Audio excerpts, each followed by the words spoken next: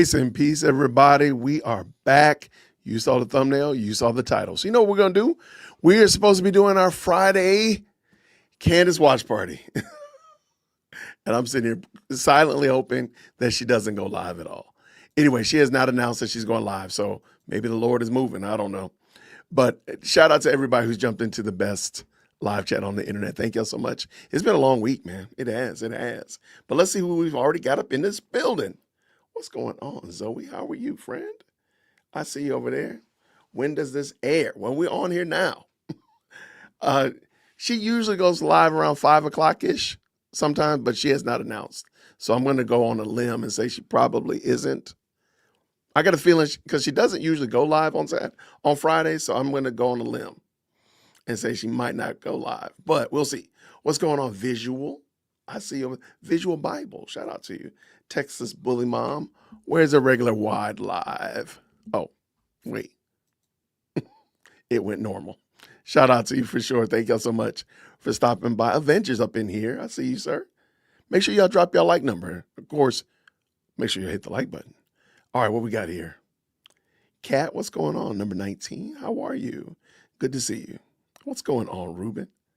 Yo, yo, yo to you as well. All right, so shout out to everybody's hopping up in the best live chat.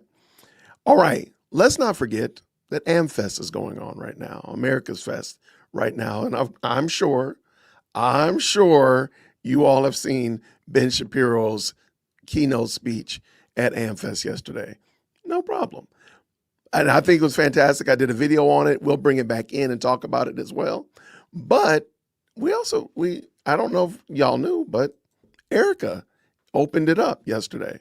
And I thought it was really interesting. So I wanted to bring in Erica's speech for us to look at, kind of get your thoughts, your feedback on it as well. We'll probably go from there and bring on Ben's and talk about see what Ben had to say. Everybody's been talking about it for the last 12, 15 hours. So we'll definitely jump in on that. I have Tucker Carlson's. I have not watched it. I have Tucker Carlson's speech. I haven't watched it as of yet. So if she doesn't go live, then we might we might do so as we might check that out. Let me real quick.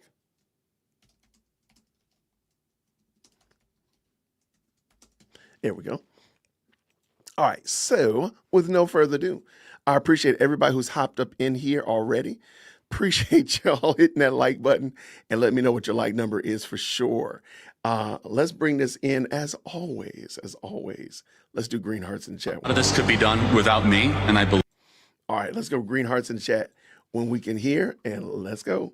This is Erica's opening. A lot of this could be done without me, and I believe that. I mean, from the high school department, the college department, let's make Turning Point so big that it can survive beyond just the founder.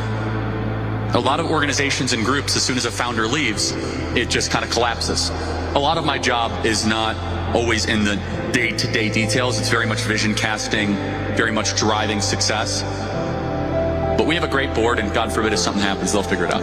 I appoint my wife to run Turning Point USA if something happens to me. Erica would do a great job. You are the heartbeat of this future and of this movement. Everything that Charlie built, you guys are the legacy holders of that. You are living proof that his mission did not die with him.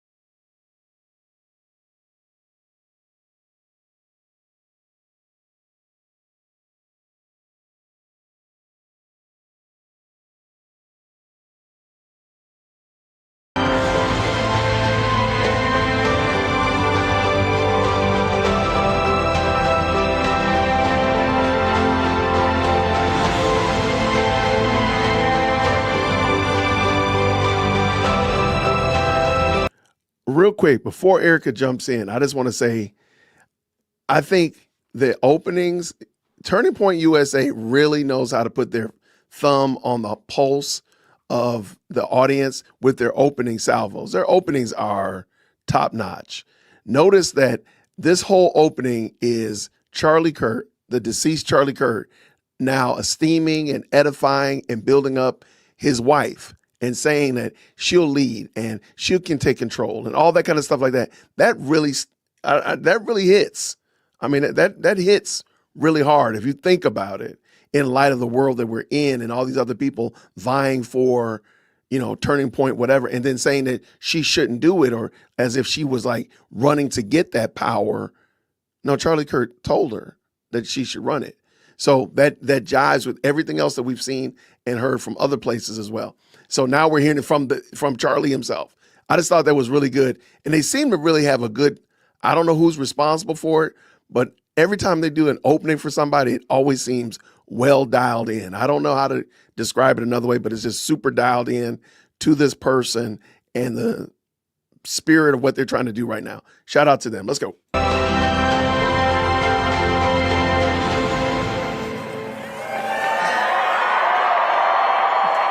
I know about the digs. I know about them. This is a full circle moment for me. 2 years ago, my husband stood on this stage and said, "Here I am, Lord, use me." And boy, did he.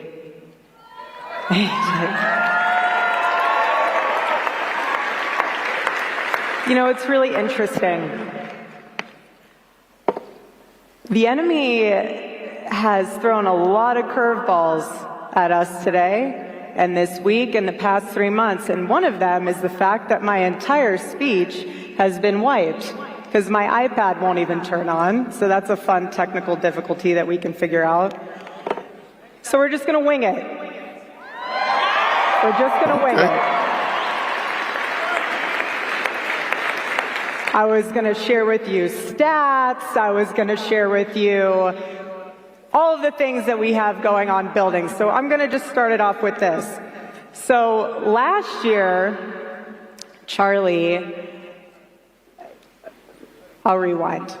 AmFest is Charlie's Super Bowl. Thank you. These are the stats. I got the stats, no speech. So again, we're going to wing it. So AmFest last year, Charlie reminded me that this was his Super Bowl. And for those of you who are sitting in the back, my husband was very intentional about making sure he was in the back because he wanted to sit in what he considered maybe the worst seat in the arena. And he made it a point to listen to the whole intro video, every speaker video, and he would tell the team, louder, more bass, more noise. He would say, there's a treble and a bass knob. Turn the ones to make it right. So even if you feel like you're in the worst seat in the house, you're not, because Charlie's sitting one of those. So you're in good company up there.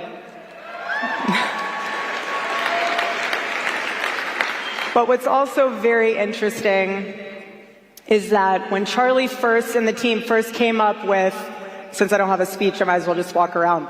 When Charlie first came up with AmFest, he thought to himself, who would not love to celebrate America? So we're going to name it AmFest. And that's what he did. And I'll never forget, last year, we were blessed to have President Trump come and speak. And afterwards, Charlie turns to me, starts running. I'm like, where are you going?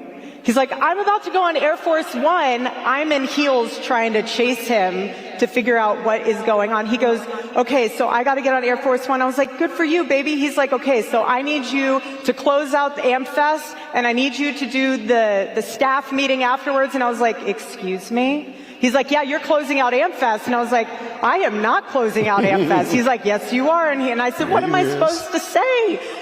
And he goes, you'll figure it out. That's why I married you. I was like, you always say that to me whenever we're in a position where we won't, like there's no script, there's nothing. He's like, baby, you'll figure it out. That's why I married you. So again, here we are. Right. So now we're opening AmFest. But what's so interesting, and what I have learned so much within these past 3 months, again, the enemy, but he will never win. We know we're on the winning side. God is so good. So Charlie loved to share AmFest stats. So that's what we're going to do really quick. He would love. Something else I've noticed with Erica is yes, there are humans that she calls out. We do know some humans that she calls the enemy, but she doesn't. She refers to Satan being the biggest issue and the biggest problem a lot, and the solution to Satan being the biggest issue and the biggest problem being God in Christ Jesus way more. And I think that's very interesting because even though, yeah, we do know that she's going to call out some humans in a minute, but a lot of the time she's talking about the devil and that we are on the winning side in Christ, which I just want you to just take an interesting takeaway. Let's go. Love for you guys to know that 80% of the attendees have never attended a TEEP USA event before. So thank you for everyone who is new. Welcome home. Turning Point USA is your home, and we're loving that you're here. 1/3 of the attendees are students. We love our students. 54% are female attendees. Okay. We have 40 breakout sessions, 178 sponsors, all 50 states represented. We have 25 countries represented plus Puerto Rico, but I have the list here. Don't worry, guys. Egypt is not on the list. Oh, no. Don't worry about that. But, oh, how funny. I say Egypt and my iPad turns on. How about that? That's fun. Where were we? Okay. So anyways, the past 3 months I have learned a lot. You learn very quickly who is ready to go to war with you. You learn very quickly who thinks emotionally versus logically when you go through something as horrible that not only myself went through, but every single one of you in here that loved my husband. You find out who stays with you, who leaves. You find out a lot. You find out who's going to pray with you when there's no words left. And you also learn some unexpected things, like the fact that Joy Reid probably needs a really, really good hug. And honestly, I'm here for it if she needs it. I got a good hug for you. Good hug for you. I'll even touch the back of your head. She's leaning in on it, y'all. She's leaning in on it. You got to give her credit for that. I love you guys. But here's what I've learned the most in these past 3 months is that my husband, he deeply mattered on a multitude of levels, so much so that it proved even more once he was assassinated how much of a peacemaker he was and how much of a coalition builder he was. Because when he was assassinated, we saw infighting, we've seen fractures, we've seen bridges being burned that shouldn't be burnt. We saw a lot on full display. And what I knew as a wife, and I'm the same exact way as him. If you are trying to put up fight or flight mode, we're always fight mode. We don't retreat. Charlie would go wherever he needed to go, and I'm the same exact way. Same exact way. And you'll learn that. You'll learn that about me the more that you get to know me. I know I'm new here, but you'll learn. You'll learn. Him and I were not afraid of that.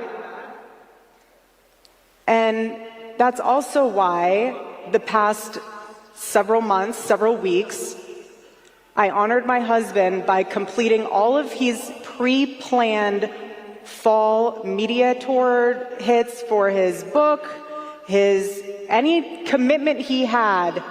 I wanted to honor that for him. I wasn't going on a media tour myself. This was for my husband. Because in our household, our word is our bond. And when you give it, you uphold it. So I honored my husband that way. And so what I'm inspired by is the fact that Charlie and I, again, will go wherever we need to go, but so will you. That's why you guys are here. All of you are here because you know that you're sitting saying, I want to do something. So that's why you came here. You came here to meet other people, to know that you're not in this fight alone. You're here for a purpose. God made you for a purpose. Students, raise your hands. Out of those students, drop your hands. Put your hand up if you're in high school. Okay, all of you. I love it. I love my high schoolers. Charlie had a very special place in his heart for Club America. He's like, how could you not love Club America? All of you, again, going where you need to go. If your Club America is not set up or you want to set one up, step right into your admin's office. College students, raise your hands. Got a lot of them.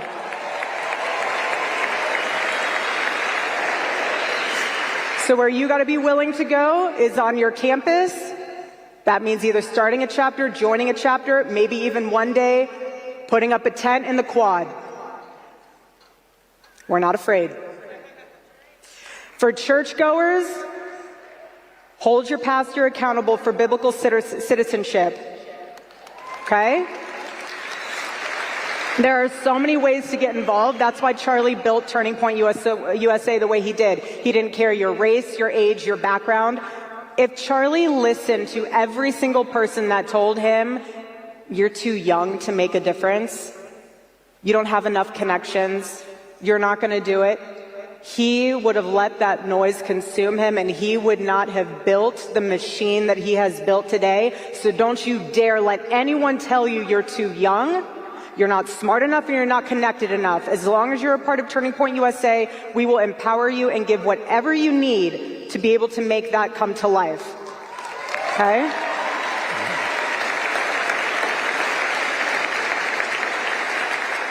Charlie wasn't just a speaker, he wasn't just a political thinker, he wasn't just a thought leader. Again, he was a bridge. He was a pathway. He was a connection point to generations. He was a pathway and connection point to communication, to inner politics. And he also looked at a generation that has been mocked, that has been dismissed, that has been discouraged, and told them, you matter, your ideas matter, your decisions matter. And he would say this country is still worth defending and still worth sacrificing for. So, like all of you, this is our turning point as well, especially as we move into 2026. And I want to share with you, off this paper, I'm not going to wing it this one, because I want all of you guys to absorb the magnitude of these numbers. The number of student requests to get involved since 9/10, 140,000 plus get involved requests have been submitted since 9/10. 140,000. Total number of students involved, this is involved within Turning Point USA, 1 million plus students involved in Turning Point USA.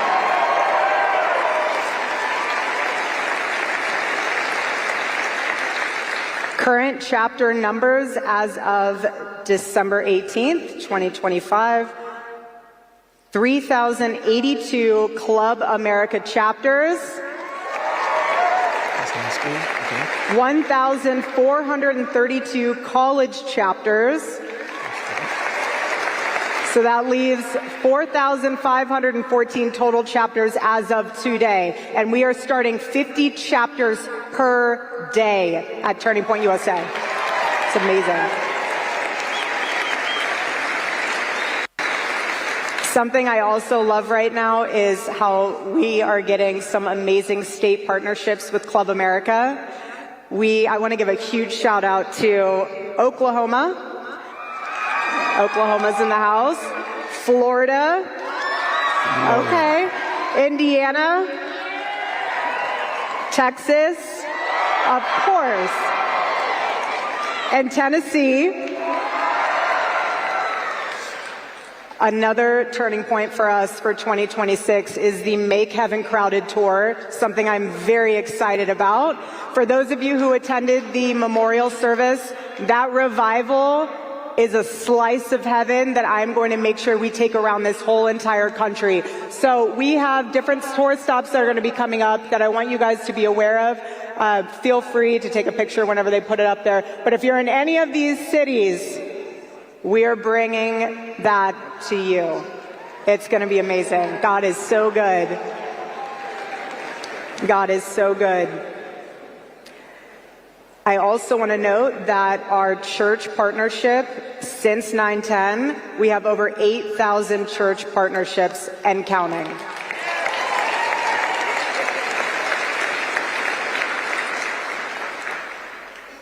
This one's very special to me. Charlie's love for debate will always be the DNA of Turning Point USA. We believe in debate because we believe in truth, and we believe in civil discourse because we believe that truth can withstand scrutiny.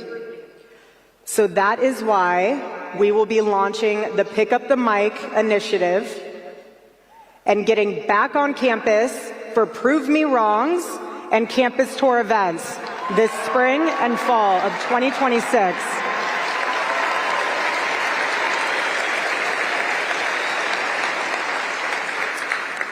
I'm also really excited about everything that we're doing at Turning Point Action.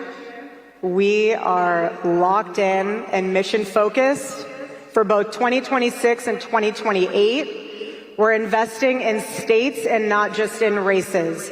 So what I mean by that is we are building the red wall, Arizona, Nevada, New Hampshire. That's going to be very important to us. We're going to ensure that President Trump has Congress for all 4 years. We are going to get my husband's friend, J.D. Vance, elected for 48 in the most resounding way possible.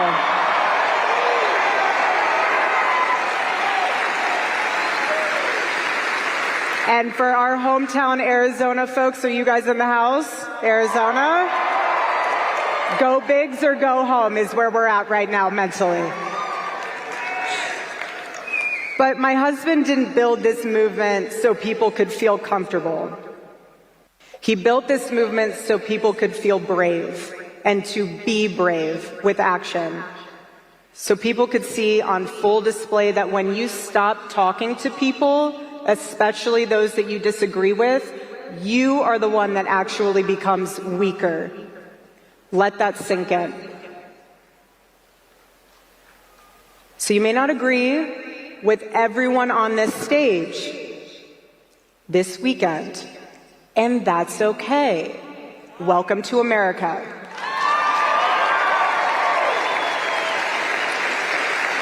Charlie would have welcomed that. He believed disagreement was something not to be canceled. It was something to confront with clarity, courage, and grace. And Charlie loved truth way more than conformity. So this weekend for me personally is laced with nostalgia and it's laced with hope.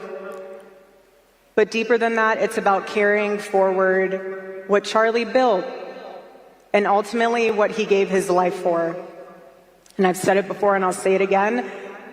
The mission didn't end with Charlie's life. It's being lived out through each and every one of you in your own way. Again, it doesn't matter your age, doesn't matter your race, doesn't matter your background. AmFest is not about echo chambers. It's very important to know that because it's about sharpening one another. It's about digging deeper into ideas instead of retreating into slogans. And it's about remembering that freedom requires responsibility and truth requires courage. So my challenge to you this weekend is very simple. Don't just attend AmFest. Let it mark you. Let it stretch you. Let it challenge assumptions, strengthen convictions, and maybe even make you a little uncomfortable, because that's where growth happens, in those moments. Let it be another turning point in your life.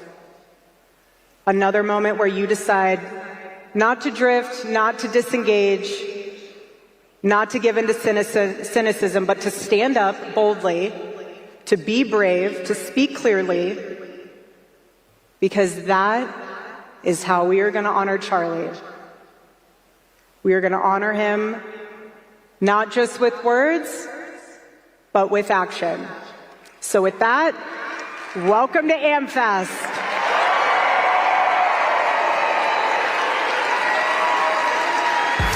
God bless you guys. Okay, let's talk about it. The exit music was kind of wild. All right, let's talk about it. I don't have a problem with that. I didn't have a problem with that at all. That was a great opening. I think that was right on the money. I mean, what did y'all think? Let me see what y'all think. People are asking, is Candace going live? I don't think so. She hasn't announced it as of yet. I'm looking right here. I have it ready. But let's get it going. Breath of fresh air. The chef's kiss sign, I think that is. I like the sparkly suit outfit, okay? Excellent opening. I thought it was great. I don't think she leaned too much on being the widow as much as the heir apparent, which I think is the right posture to have. So Megan and Tucker can go back to outright being libs. I mean, really. Let's see what we got. What did y'all think about that? You thought it was life-giving. Okay, I like that. That was terrific. Great opening. She was fantastic. Strong, classy. I like that. I think she got thrown off with the iPad situation, but she seemed to recover pretty well. She sounds confident in her role. I have to admit, she sounds like she's growing into it.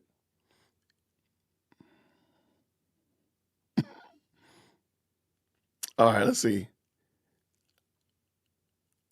Y'all want Ben? Okay, all right, okay, that's fine.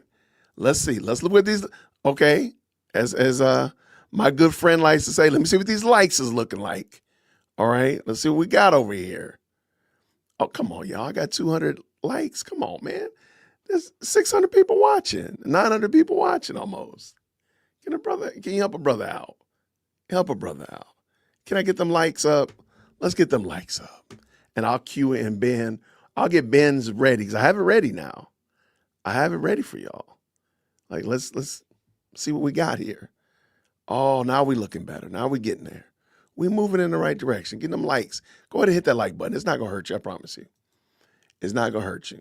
Now, I'm also looking for the slide that they put up there to show when future events were coming up. I couldn't find that. So if I find it, I'll just maybe stop and we'll get it. I'll show y'all or put it in the chat or whatever like that. So letting you know that we have that. Let me see. I got the full version of Ben at AmFest, and then I got the condensed. I think I just kind of cleaned it up a little bit. Now, I'm gonna go with the full version and let y'all hear what Mr. Ben Shapiro had to say. Let's see what those likes are looking like, though, y'all. How we doing? How we doing over there? Shout out to the best live chat on the internet. What we got? She was excellent. All right. I have no idea.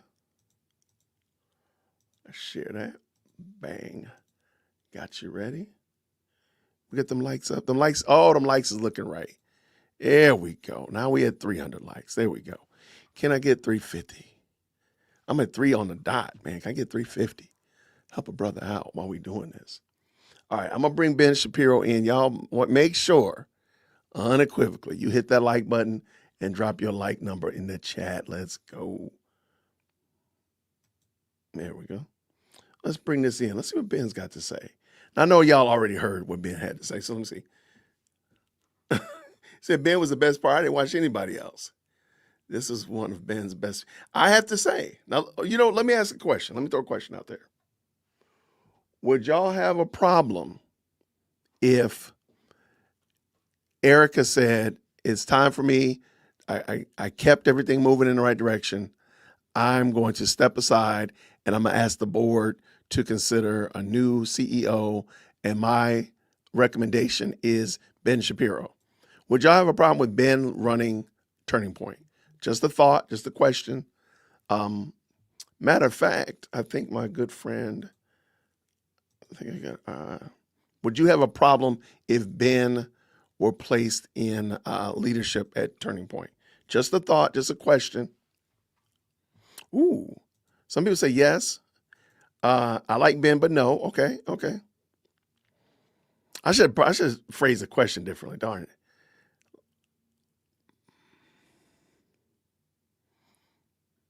Okay, y'all have.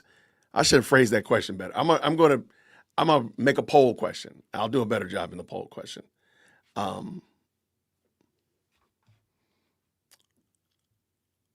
Ben would never. He's too busy. Too soon. Okay.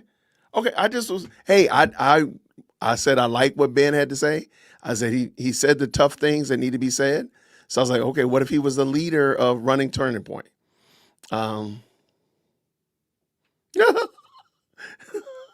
Well, I mean, that would be that would be an added unintended consequence for sure. All right. Before we get too far. Oh, by the way, we have a visitor, y'all. Y'all get yourselves together. Get yourselves together, everybody. Straighten up. We have guests today. We have a guest. Shout out to Edie Lowe. How are you, friend? Hi, good. How are you? Quite well, thank you. Thank you for stopping by. Thank you. Of course. Thank you for having me. Not a problem. So tell us real quick, what did you think about Erica's speech yesterday, or last night rather? I only saw clips of it. I'm just now jumping on from work, so I only saw little clips of it. I think she looked amazing. I think she always speaks very well and is intentional with what she says. But I saw the entirety of Ben's speech. I got you. And so, well, what I'm gonna do is I'm gonna allow you to. You'll be the first one to tell us what you thought after we watch Ben, because we'll watch Ben right now. If my mods could please make sure that Edie Lowe's link is in the chat. I'm sorry, something just popped out at me. Okay, sorry. All right, and let's go with no further ado. How are you doing today? Good. How are you? Not bad at all. Not bad at all. All right, let's go see. Let's see what Dr. Ben had to say. Mr. Ben, what did you have to say? Green hearts in the chat when y'all can hear. Let's go. Shapiro.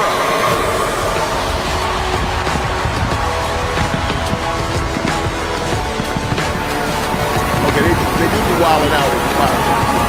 They do be wilding out with the fire.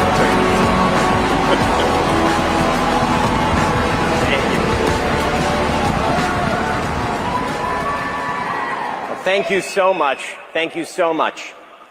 It's obviously a massive honor to be here at Turning Point USA. It's even more of an honor to follow Erica Kirk, a heroic figure and a true American patriot. I really believe that the best way to judge the goodness of a man is to see the goodness of his wife and his children. And on that measure, Charlie was unsurpassed. Erica and her children are in all of our hearts. And of course, this is an incredibly bittersweet moment. It's absolutely bitter because of the murder of our friend Charlie Kirk, an irreplaceable human being. I knew Charlie from the time he was 18 years old, and I watched him build himself into one of the most powerful exponents of conservatism in America, one of the most powerful coalition builders in American history. But it's also sweet to see the number of people who continue to remember Charlie each and every day and to carry on his mission. Well, today, I want to talk about the future of the country. And the future of this country, this amazing country, relies on the future of the conservative movement. It relies on what TPUSA defines as its core mission: freedom, free markets, and limited government. And most of all, the future of this country relies on truth.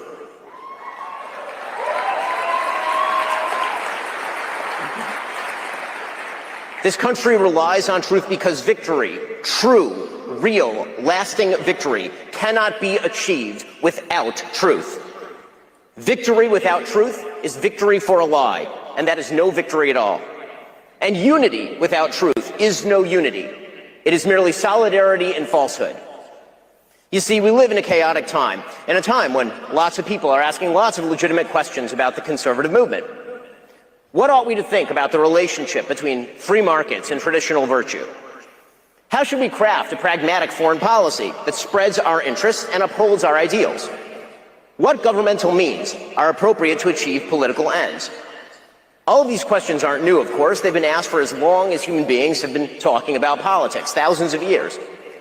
And over the course of this conference, you'll hear a lot of opinions on a lot of these questions. I have my own perspectives on them, of course. You can hear them every single day on my show. My fundamental values have been the same for 25 years. Peace through strength on foreign policy. Traditional values on social policy. Free markets with regard to economics. But today, I want to talk about something even more important. How to discern those attempting to speak truth from frauds and grifters.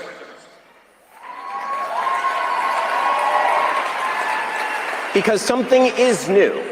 An informational environment rife with both opportunity and chaos. Opportunity because the legacy media gatekeepers are no longer in charge of what we see and what we hear. And chaos because an anarchic informational environment means we actually have to be smart in how we assess the information and arguments that we hear.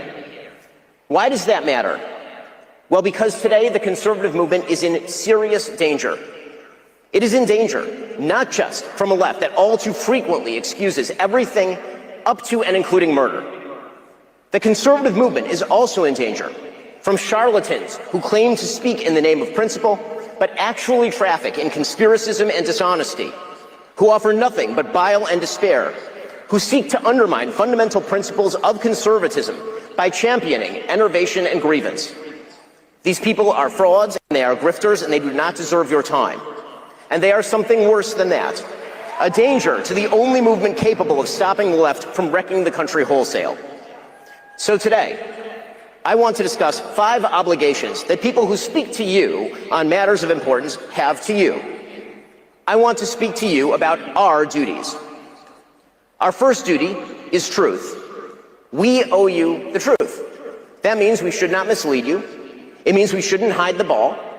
We shouldn't be deliberately obscure about what we're telling you. We have an obligation to clarity and to honesty. This means that we actually have to be clear in the language that we use. We should not traffic in generality. We should not say things like, "they shot Charlie," without specifying whom we mean by they. The person who allegedly shot Charlie Kirk, and whom all the evidence points at, all of it, is a gay, trans-loving furry. I mean, he said it. Sorry about that. If we are going to target ideological movements, we should talk about the fact that the radical trans movement treats all those who oppose it as existential threats. Or if we're going to talk about the Democratic Party making room for the radical trans movement and echoing its inflammatory rhetoric, well, we should talk about that. Those are specific problems, and they require specific responses. When people say they shot Charlie, however, they are instead trafficking in vagary that results in increased hatred without proposing any effective response. They are fostering despair and rage, and that makes things worse. We must also be honest about what people say and do, regardless of what that means coalitionally. It is the job of politicians to build coalitions. It's the job of those of us who try to shape public opinion to hold politicians to account and to hold them accountable to our values. We must not let fear of audience deter us from telling the truth. We must not let fear of other hosts deter us from telling the truth. So, for example, if Candace Owens decides to spend every day since the murder of Charlie Kirk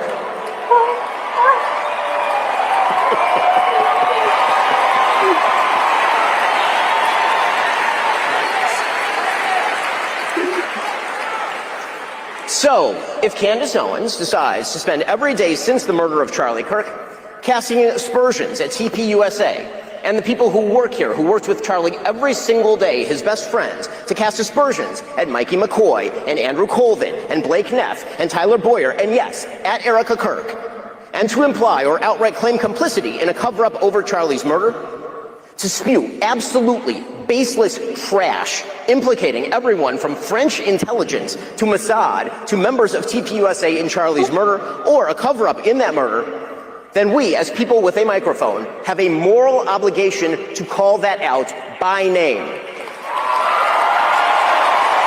All right, I got to stop for a second. And I really think Ben has his thumb on the pulse of the problem that, and matter of fact, I have somebody else later on who's going to talk about it as well. There's a divide, and let's all just be honest. It's that I don't want to call out my friend type of scenario. Does that make sense, Edie? Do you agree? Mm-hmm. I agree. And I think Ben has his thumb on the pulse that is not a friendship issue. It is a moral issue. Yes. And we are required not only to in response to our friend and responsibility to our friend, but also to society and those people around us to call out foolishness. I mean, because again, if we had called out foolishness before, I wonder if we would be in this position. But by calling out foolishness now, maybe we're diverting some foolishness down the future. Yes. So yeah, and somebody said calling out isn't canceling. I don't know where that narrative even came from. I don't know why people keep saying that. Yeah, it's a moral issue. Anything you want to add, friend? No, I agree 100%. 100%. Well, let's dance.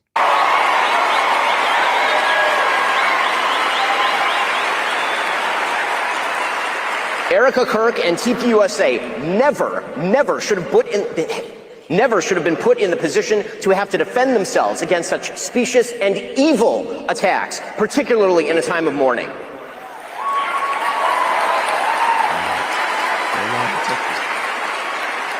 And the people who refuse to condemn Candace's truly vicious attacks, and some of them are speaking here, are guilty of cowardice. Yes, cowardice.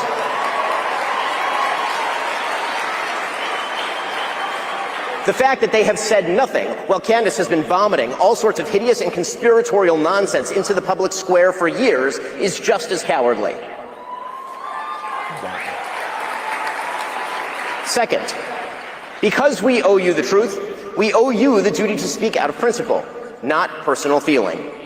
It should not matter whether we despise someone or whether we love someone. The question is what they say and what they do, and whether those things are morally decent or not. On a political level, do they foster freedom, justice, and prosperity? On a personal level, do they treat others as they would wish to be treated? Personal feeling is not a substitute for moral judgment.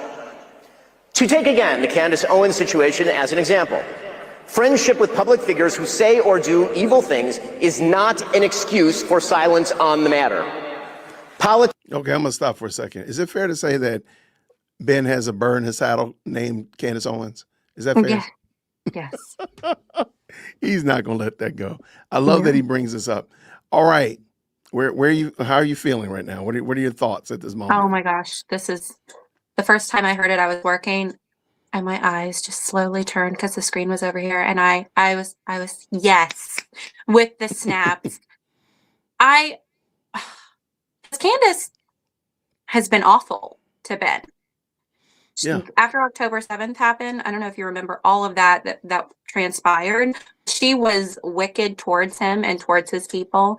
And so that's just one of the many things I think that he's remembering and speaking about this, but just overall as a whole, I love that he's calling her out. You have to call out the evil thing. We can't dance Yeah. around what the evil thing is without calling it out. Otherwise, we're not going to get anywhere. And I 100% agree that you can't allow your friendships, which they're not even friends, like Megan and Tucker, like none of them are friends. They would all drop kick each other under the bus, for the highest dollar. Please. They're not friends. But you can't let that trump what is morally right. You can't. No, I agree with you. I'm just reading somebody's post saying that Erica attacked Candace first. Okay. All right, whatever. If that's what you believe, knock yourself out. Welcome to the best live chat on the internet. Just make sure you hit the like button if you don't mind. Let's keep it going. Let's go. Politics is not the sisterhood of the traveling pants. Politics is about principle, and if you are willing to sacrifice basic truth and simple principle in favor of emotional solidarity, you have betrayed your fundamental duty to the American people.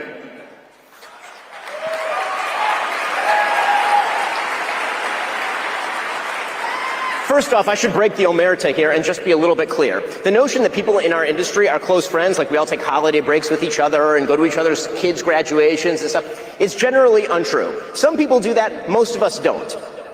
We see each other at conferences and we talk on the phone and all the rest. We're business colleagues. But even if it were true that other public figures were our best friends, our very best friends, that does not relieve us of our duty to speak out of principle and not to cover up evil or shy away from addressing it out of friendship.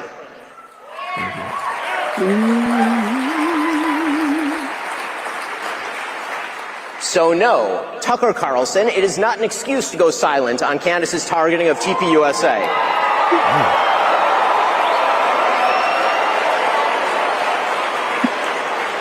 Or to mirror her bullshit lines of questioning because you love Candace personally. The same holds true of Megyn Kelly, a person I consider a friend, characterizing Candace as a young mother and thus shying away from condemning her actions or fibbing about them. That is a non-starter. Meghan Markle is a young mother. Ilhan Omar is a young mother. That doesn't matter. And when Megyn said this week... I don't use sound effects that often, but let me use my sound effect. Yes. My punch sound effect. No. Oh, it's hurting. It's hurting. I might need to pull in the Hammond B3. Where's my Hammond B3 sound effect? I don't think they do that. I don't think Ben would appreciate that, but I mean, he's cooking tonight. All right, let's go. Ben is cooking. What were we about to say, Edie? No, I was here worshiping. Yes, when you were playing the music. Hallelujah. Let's watch this. Oh, I got some drum roll. I got some other sound effects I need to use. Yeah. All right, Listen, let's keep when this. he said Tucker, and then he said, "Oh," it was like the life alert lady, the picture. I've fallen. That's how I fallen and I can't get up. I've fallen. He called it. It's called him out. excellent. It's excellent. Yeah, I am going to back up just a little smidgen so we can get a little room.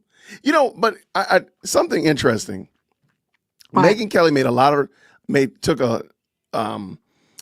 hay about saying that she didn't really know much about Candace, and Candace is a young mother, blah, blah, blah. All while she was allegedly working in the background to coordinate with her and Erica.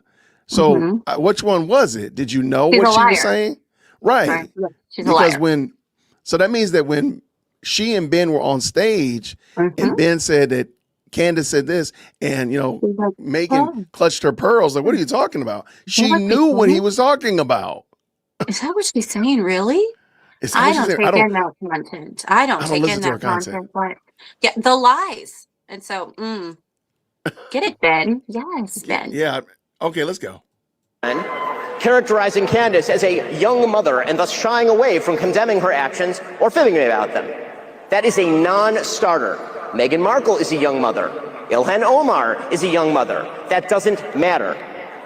And when Megyn said this week, quote, "My goal and my job here is to try to understand, yes, where Candace is coming from on this," and says she sees no purpose in inserting herself, quote, "into this on one side," that is a moral and logical absurdity. There is only one moral side here, Erica Kirk's side.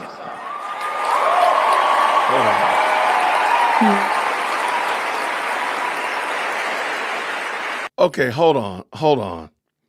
All right, we're gonna take a little break. We gotta take a little We got to take a little coffee break because Ben is cooking. So we got to take a little station break. I'm going to pull up a picture, and I just want you to tell me what you see.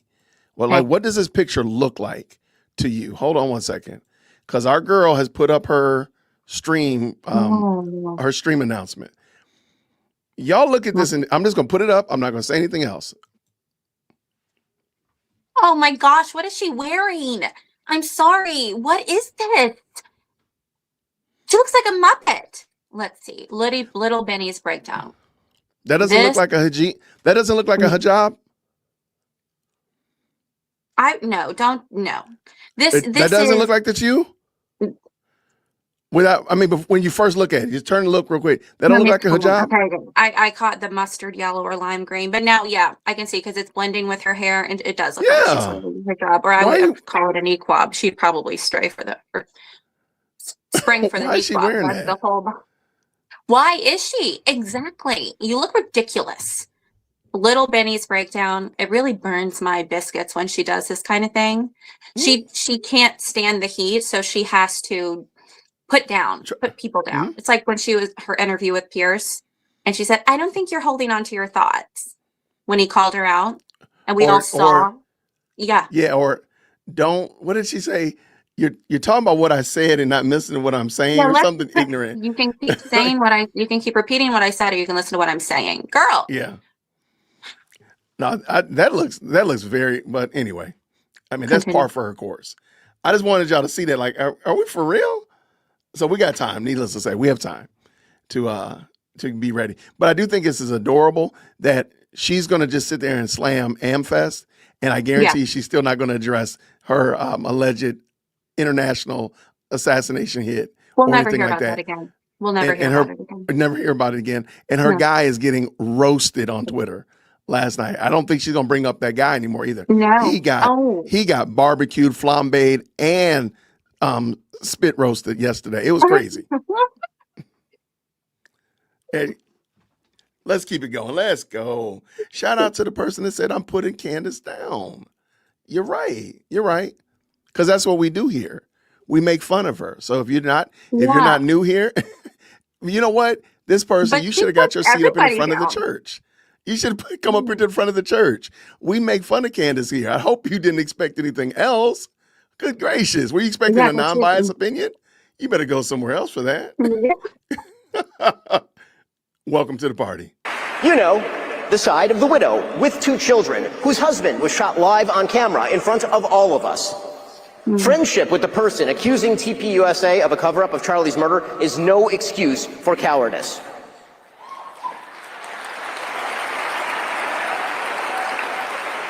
Third, and relatedly, we have a duty to take responsibility for what we say and do. If we hire awful people, we're responsible for that.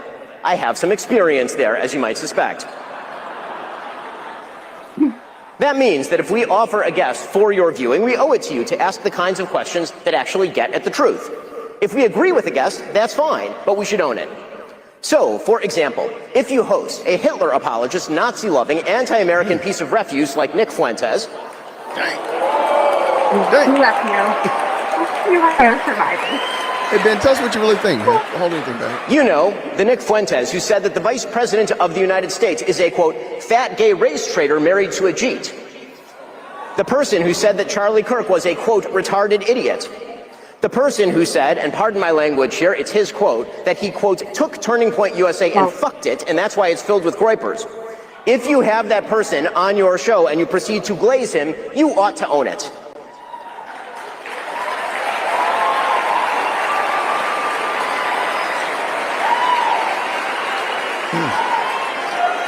There is a reason that Charlie Kirk despised Nick Fuentes, and indeed even chided Dinesh D'Souza for debating him. He knew that Nick Fuentes is an evil troll, and that building him up is an act of moral imbecility. And that is precisely what Tucker Carlson did. He built Nick Fuentes up. And he ought to take responsibility for that, just as he ought to take responsibility for glazing pornographer and alleged sex trafficker Andrew Tate, or for mainstreaming fake historian and pseudo-Nazi apologist Daryl Cooper as America's best and most honest popular historian. Hosts are indeed responsible for the guests they choose and the questions they ask those guests.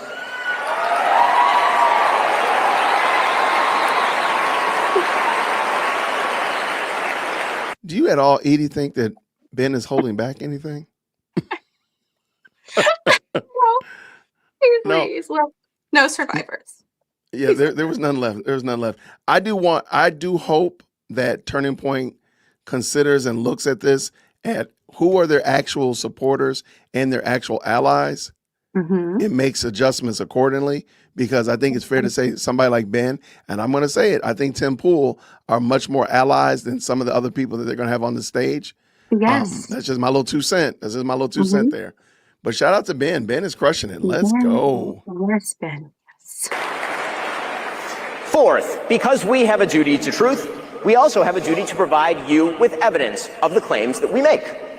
Emotive accusations, conspiracy theories, and just asking questions, that's lazy and stupid and misleading. None of them are a substitute for truth. None of them are a substitute for evidence. So, when Candace Owens says, I don't know, but I know, hold on. Is retarded. And we are all... Hold on, I was going to play that. Oh, I had it ready too. Hold on, just so you can see how dumb that is. Ben said it, but you gotta get the fullness of how ridiculous the statement is. I don't know, but I know. You know? I don't know, but I know. And just in case. I don't know, but I know. Okay? I don't know, but I know. It makes sense?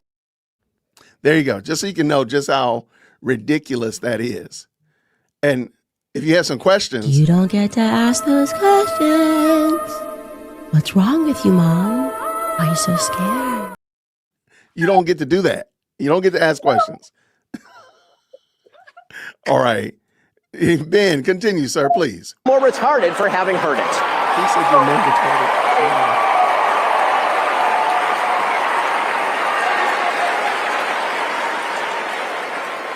When Steve Bannon, for example, accuses his foreign policy opponents of loyalty to a foreign country, he's not actually making an argument based in evidence.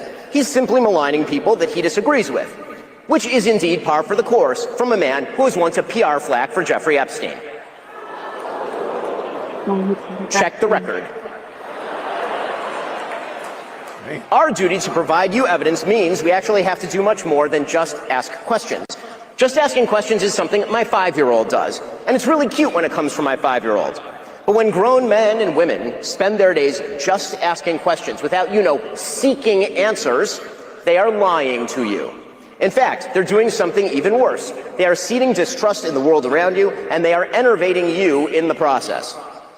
So, for example, if many speakers, including Tucker Carlson and others, get on stage here at TPUSA and claim, without proper evidence, that Jeffrey Epstein was running a Mossad rape ring being covered up by the Trump administration, they are not actually uncovering a conspiracy or effectuating a solution. They are claiming a special provenance to information they won't let you see, which builds their power and leaves you with none. They are also implicating in their speculation actual human beings, good human beings, like Kash Patel and Dan Bongino and Pam Bondi, and yes, the President of the United States, even if they're too cowardly to say President Trump's name. And that means you won't trust those good people in the future. You haven't gotten smarter, you've just been manipulated. What were you about to say, Edie? Did you have something you want to say? No, I'm just here for it. I'm living my best life. I do want to add, because somebody asked me last night if I could add a meme to the discussion, and so I did have it ready, and I forgot to play it. So I'm gonna do it again. I'm gonna do it again. I don't know, but I know. Okay, I don't know, but I know.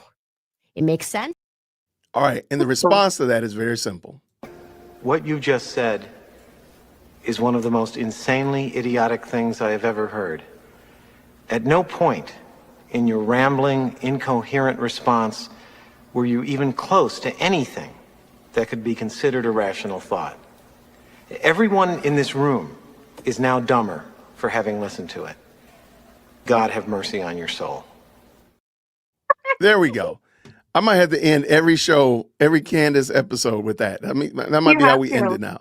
It's fantastic. 100% nail on the head. That was it. It was somebody who asked me for it. I'm like, I had it ready. I just didn't know where it was. So shout out to them. All right. Never forget. Let's finish this up, Ben.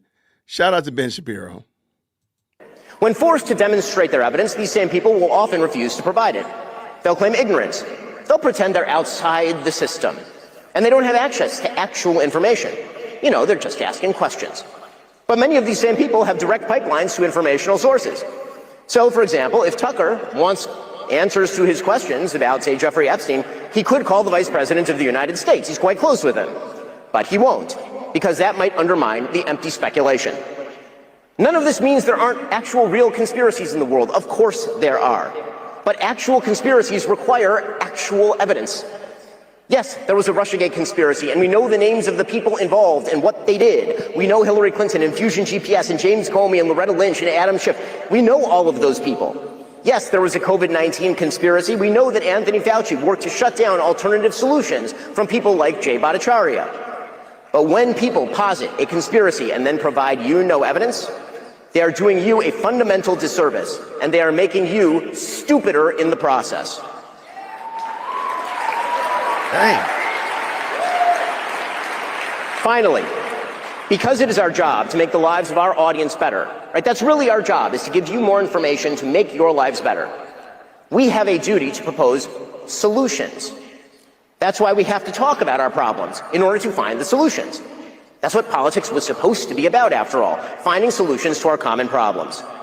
If we speak endlessly about the problems we face, without ever positing a solution other than wrecking the system or centralizing power in a cult-like figure, we are not finding solutions. We are merely making problems worse. Just asking questions, positing vague conspiracies, raving like Alex Jones about the secret confederacies that control your life, none of it makes your life better. None of it. In fact, it makes your life markedly worse. That's because if you truly come to believe that nothing in your life is in your control, you can't even take control of your own life. You despair of your ability to change your own circumstances, and then you fail. And you must not fail.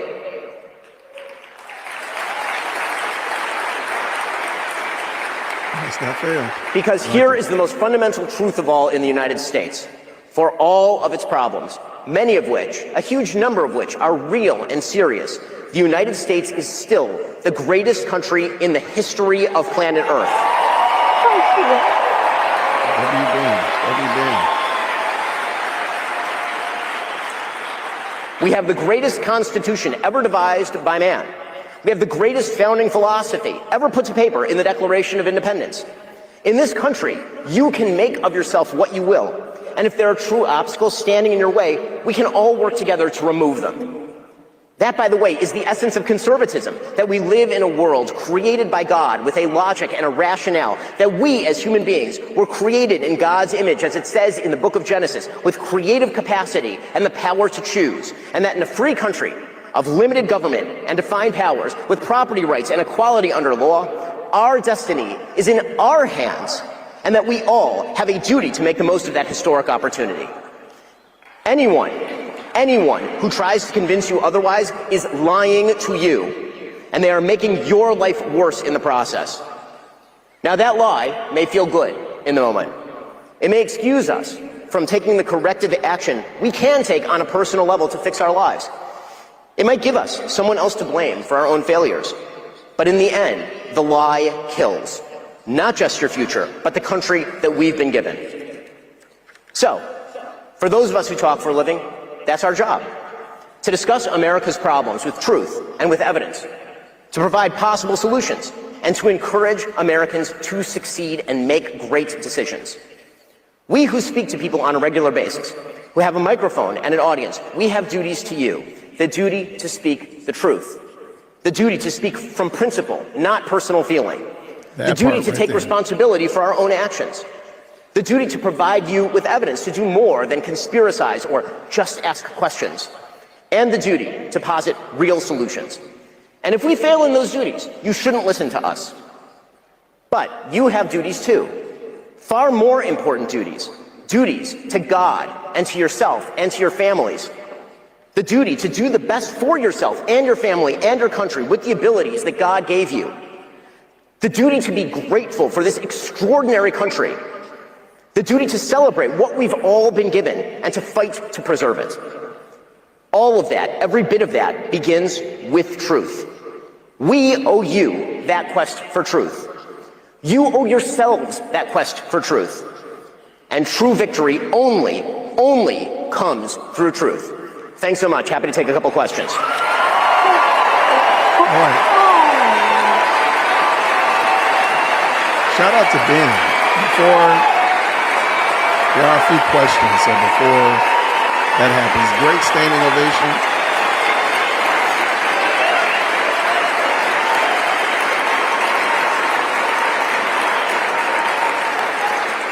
Okay. All right, let's go. What you think? Oh my word. And just a little side note. He speaks so well. Next to him, I'm like one of those gorillas that knows how to sign for grapes. Really? You know? You're He better than speaks that. so well. He does. That's He does. the That's fine. God-given ability. God gave him that That's a ability to talent. communicate so effectively. And that is what our country needed. I can only speak for myself, but when Charlie, because I saw that video, I wasn't intending to see it when Charlie was shot. Oh, I was, got you. yeah, Okay. I had no, I saw that and it affected me, spiritually. It affected me. I just felt like there was a lot of darkness. And then it's been a domino effect from this ogre that is Candace Owens. And I believe the country has just felt a little defeated. Everything's kind of up in the air.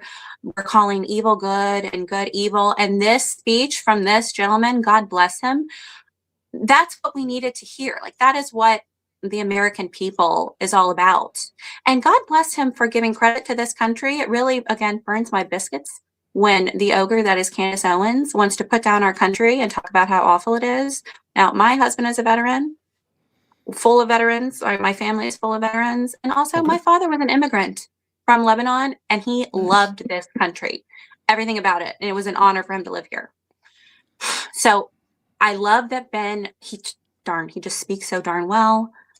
I didn't watch Tucker's speech. I'm afraid to, because it'll pale in comparison.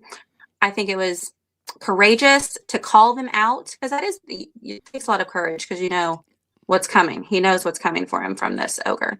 And I just thought it was astounding. All of it. I agree. Now, I did hear that Tucker's speech, somebody said I should watch it, even though I said I don't really like watching Tucker speak. And he said, you really should watch it. But I looked at him like, why is it 40 minutes long? Oh. I'm like, wait, there's no he way. had to use more words. He just had to add all the words. I don't know. Long-winded. Because it was after Ben, yeah? Yeah. It was after him. I will say this, though. I'll watch Ami Kozak impersonate Tucker Carlson before actually watch Tucker Carlson. But yeah. Let me go here and say, I think Ben has a great understanding and grasp of the situation and the problem that is at hand. So it's not sure, I'm sure there's some personality issues. I'm sure there's some personal preferences that rear their heads. But really, at the end of the day, he understands that the problem is truth and adhering to truth and principle. So I thought that speech was fantastic. And 100. this is probably the fourth time I've heard it today. Mm-hmm. But I think he has his thumb on the pulse for sure. Somebody asked, Candace is supposed to go hot at 6:15. So it's currently 5:33. So we have quite a bit of time. But I got it queued up ready, so have no fear. I got it ready. All right, what we got? I think the questions, this one does have the questions. So it's about 10 minutes worth of questions. So let's bring that in as well. Back over to Mr. Ben. Let's go. Hi, my name is Jenna. I'm one of the co-presidents of the Turning Point chapter at JMU. I have a question. How do you balance telling the truth with delivery and speaking to people who disagree with you? So I think obviously the truth comes first. We ought to be polite, but the truth comes first. And if you can tell the truth in a polite way, that's the best way to do it. But sometimes people perceive truth as impolite, and that's just the way of the world. I rather famously have said that facts don't care about your feelings. And that happens to be true. When you engage in a conversation, I've said this to a lot of people, when you engage in a conversation, it's very important to sort of determine the end of the conversation. If it's going to be impossible to tell somebody the truth in a productive way, you probably shouldn't engage in that kind of conversation, and you should make that judgment ahead of time. But truth always has to take precedence over politeness if the two come into conflict, particularly if you're talking publicly, as we all do for a living. I'm not talking about you're talking to your, kid and they bring you a macaroni painting and they're like, is it good or not? You're like, no, this is terrible, and you stuff it in the trash. It is terrible, but, say that it's good, and then later you kind of put that. I understand. But when we're talking about politics and policy, obviously the truth has to come first, because if we can't agree on fundamental facts, there's no possibility for solutions. Exactly. I agree. Thank you for being here, Ben. You cited during your speech truth as the most important tenet of American conservatism. Why, therefore, did you call irrelevant the Israeli attack in 1967 on the USS Liberty, which left dozens of American servicemen dead and hundreds wounded?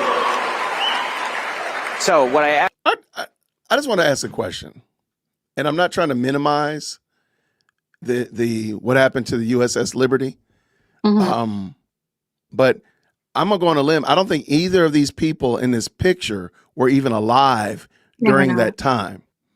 Right. I don't know when Ben's birthday is. I know that guy that just asked the question and the woman holding the microphone. Neither of them were alive during that time. Why are you not more concerned about things that are directly impacting you right now, sir? Not saying that the U.S. Liberty doesn't matter. Don't hear what I didn't say. But this dude right here is big-chested and proud to ask a gotcha question about the USS Liberty when, sir, you have some issues that right now, like for the problem of, sir, what are you going to do when you graduate from college with your gender studies degree? Like, what are you going to do with your life? Why is that not the bigger issue? But go ahead.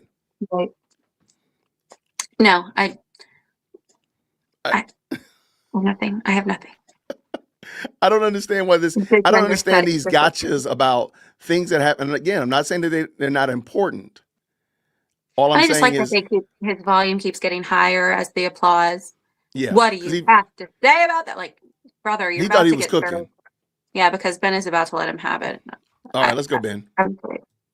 Actually said is that if we're looking at modern Israeli-American relations, looking at an attack that happened mistakenly by multiple Navy reports, multiple Israeli reports, and all available evidence, and using that attack in order to undermine today's relations between Israel and America, that's irrelevant. As irrelevant as it would be to cite a piece of evidence from World War II or from 1776 to define America's relations with, for example, Great Britain or Germany today.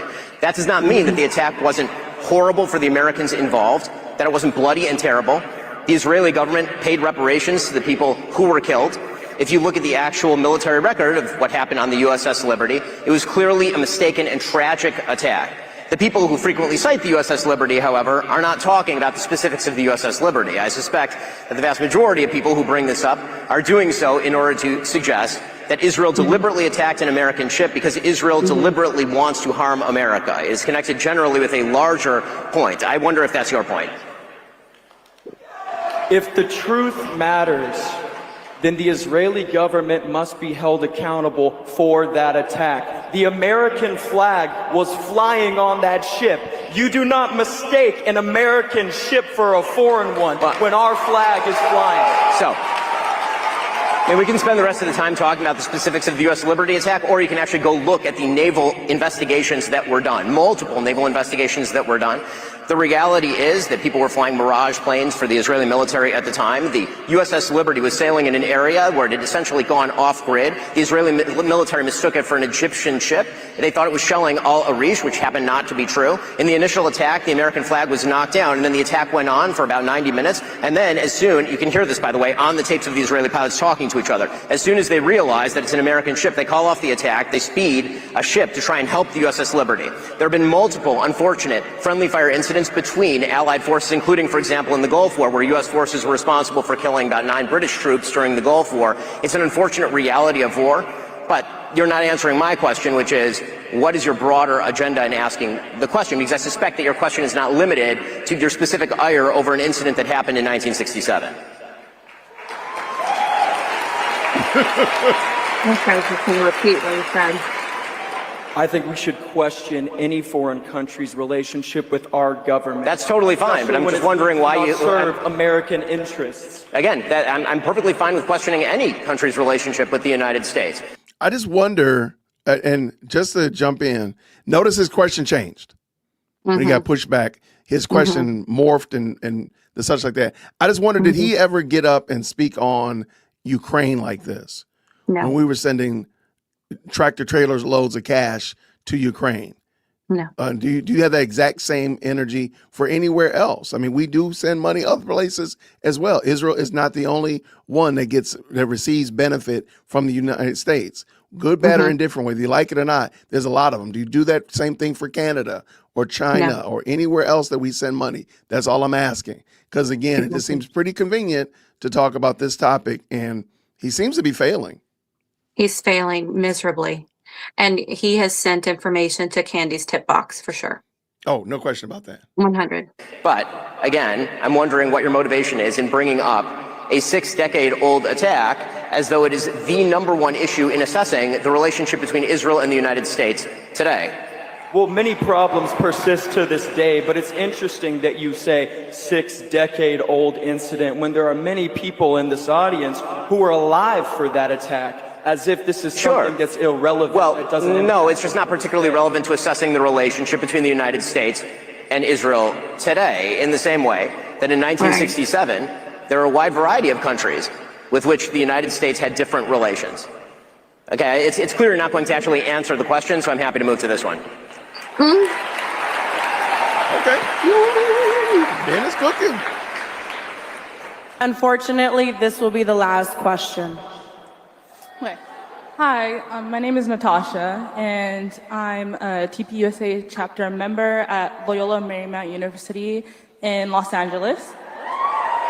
Where are they, by the way? I forgot where are they? So right now, are they in Arizona?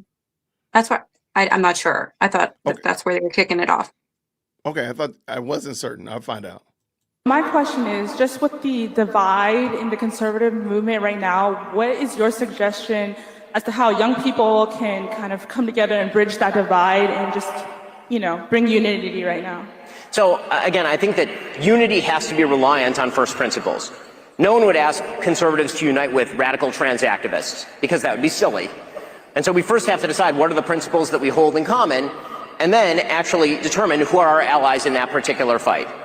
Now, again, the coalition may shift depending on the issue. That's kind of a normal thing in politics. Sometimes you're going to have different allies than you have with regard to other issues.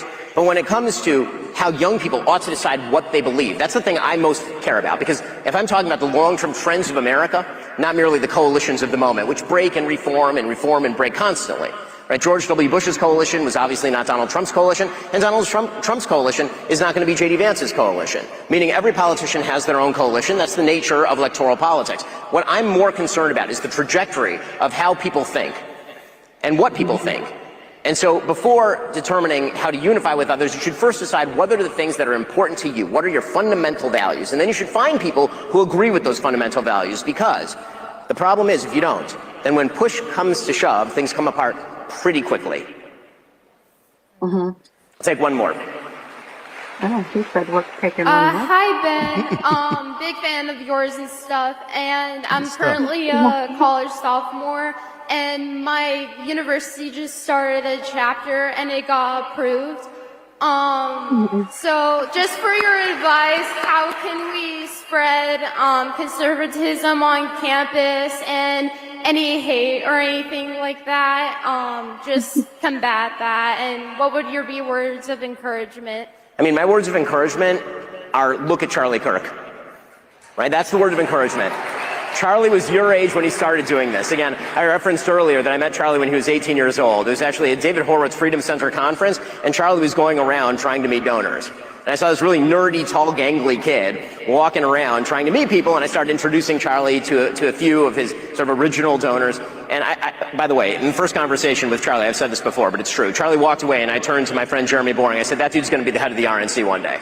Because Charlie was just that much of a go-getter, and it turns out that he was a lot bigger than that.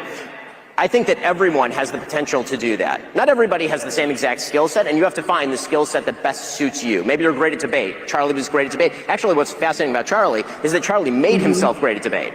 I knew Charlie when he wasn't great at debate, and then I knew Charlie when he was great at debate. He actually cultivated a skill set, and it was really impressive and cool to watch him do that. That's something you can do too. So again, if Charlie can do that, a raw kid out of high school, no college degree, and build the most powerful conservative organization in America, then you can do it too, because that's what America's all about. You're an American, go do it. Thank you so much.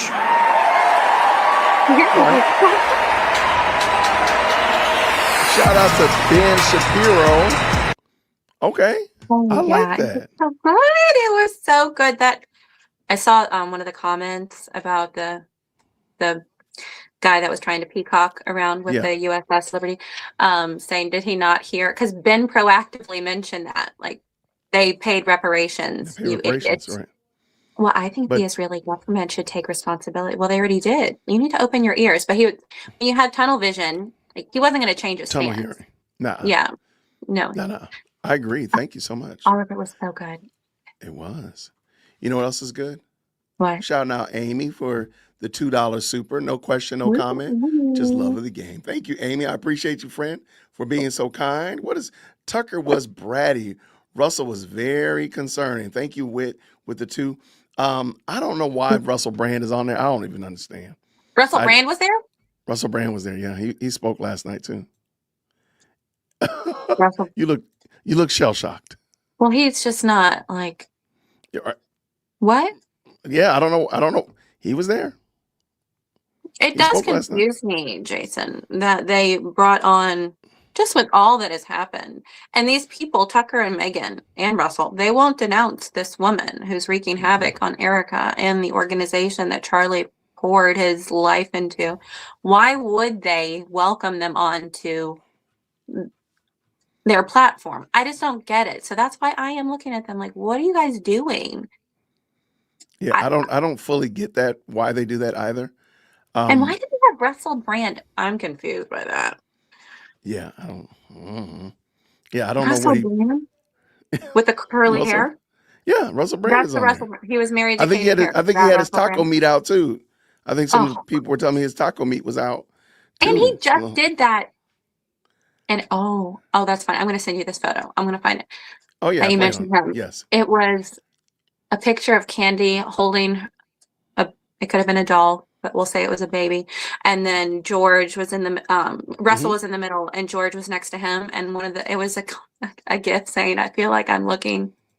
The guys are married, and she's their surrogate. Because if you could have just seen this photo, I'm going to send it to you. Oh my God! Because George and Russell are really close. Apparently, he introduced them. Like he introduced. That's what I heard, allegedly. So he just interviewed Candy, and Candy went crazy on Erica. I'm confused by this. Why on earth would they have these people? But they won't. But they uninvited Tim Pool. Like I still don't get. I don't get what Tim Pool said that was so bad was worse than what Tucker did, or was worse than what Russell Brand and Candace said. I don't understand that. That's the part I don't get.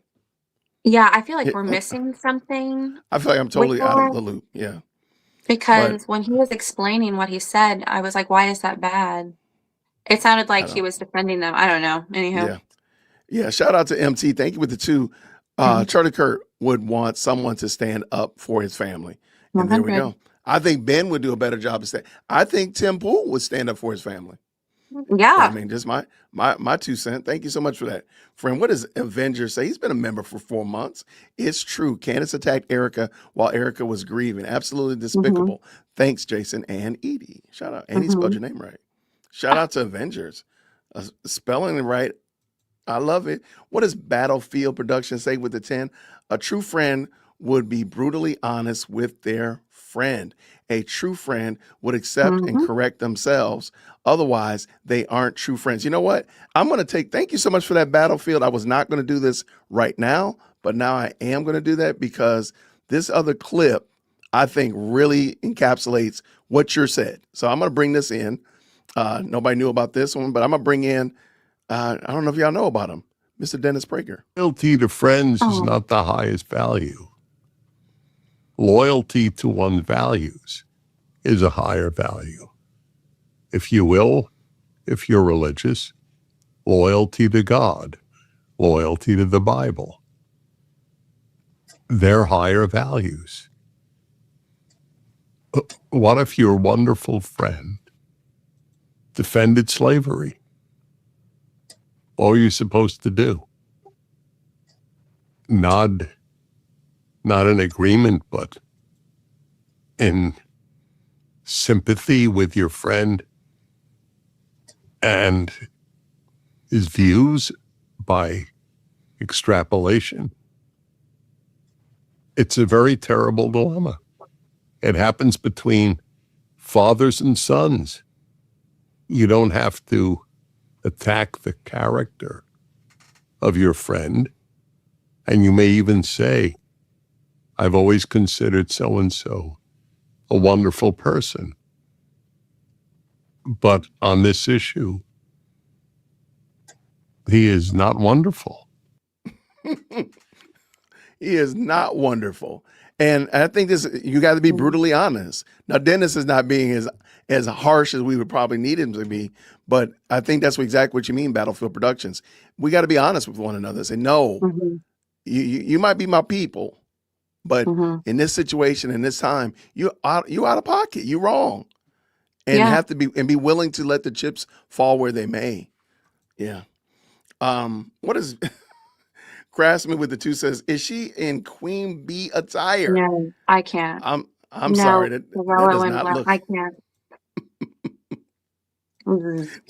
That is some wild work, some nasty work. Thank you, Zoe, with the 2. No question, no comment, just loving the game. Thank you so much for supporting the channel.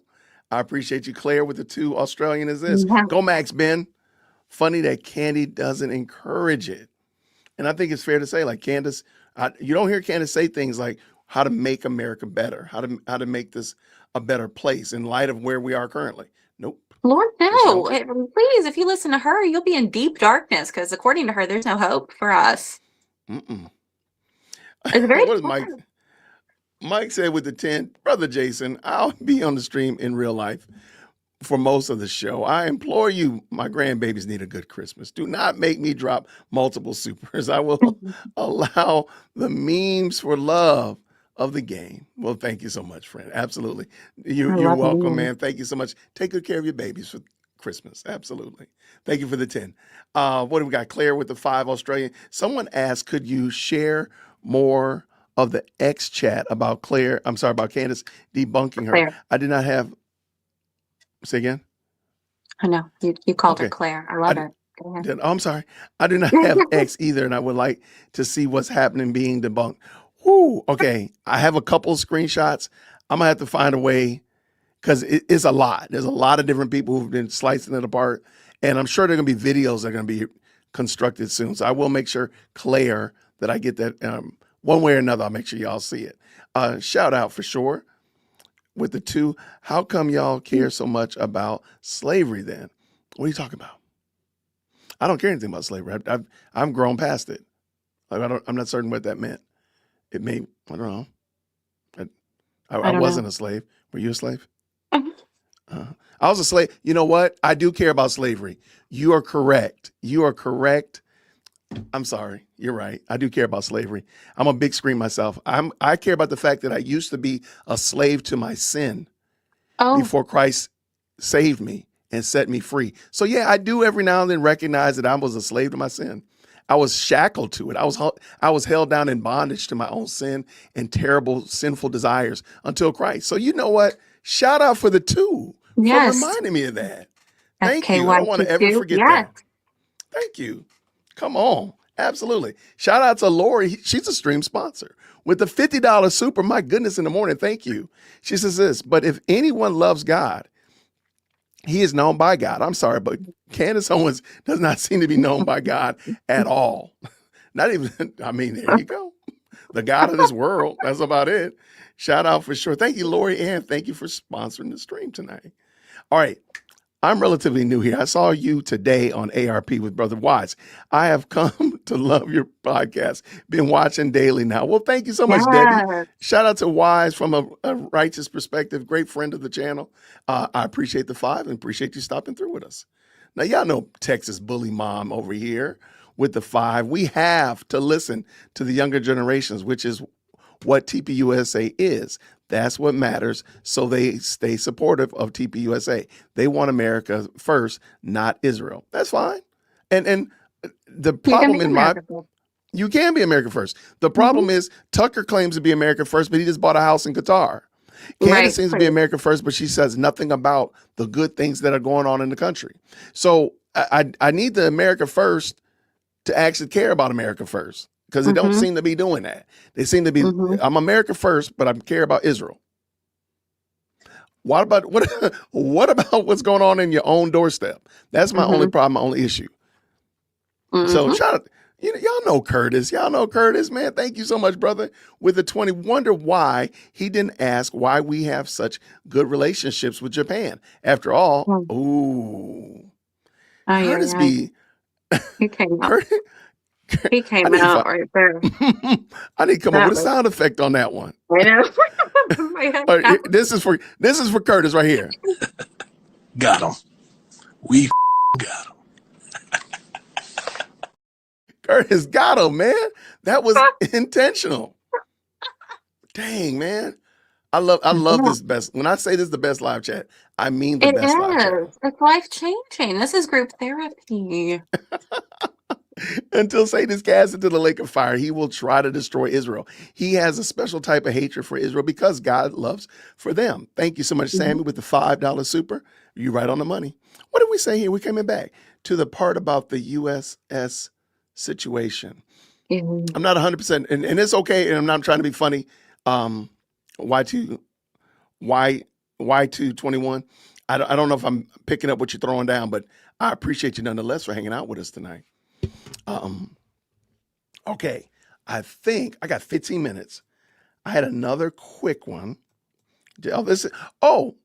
Shout out. Somebody asked me to play this one. I thought this was good. This might maybe explain a little bit more why Erica chose to have a conversation with Candace. I'm not 100% certain, but y'all let me know. Let's go.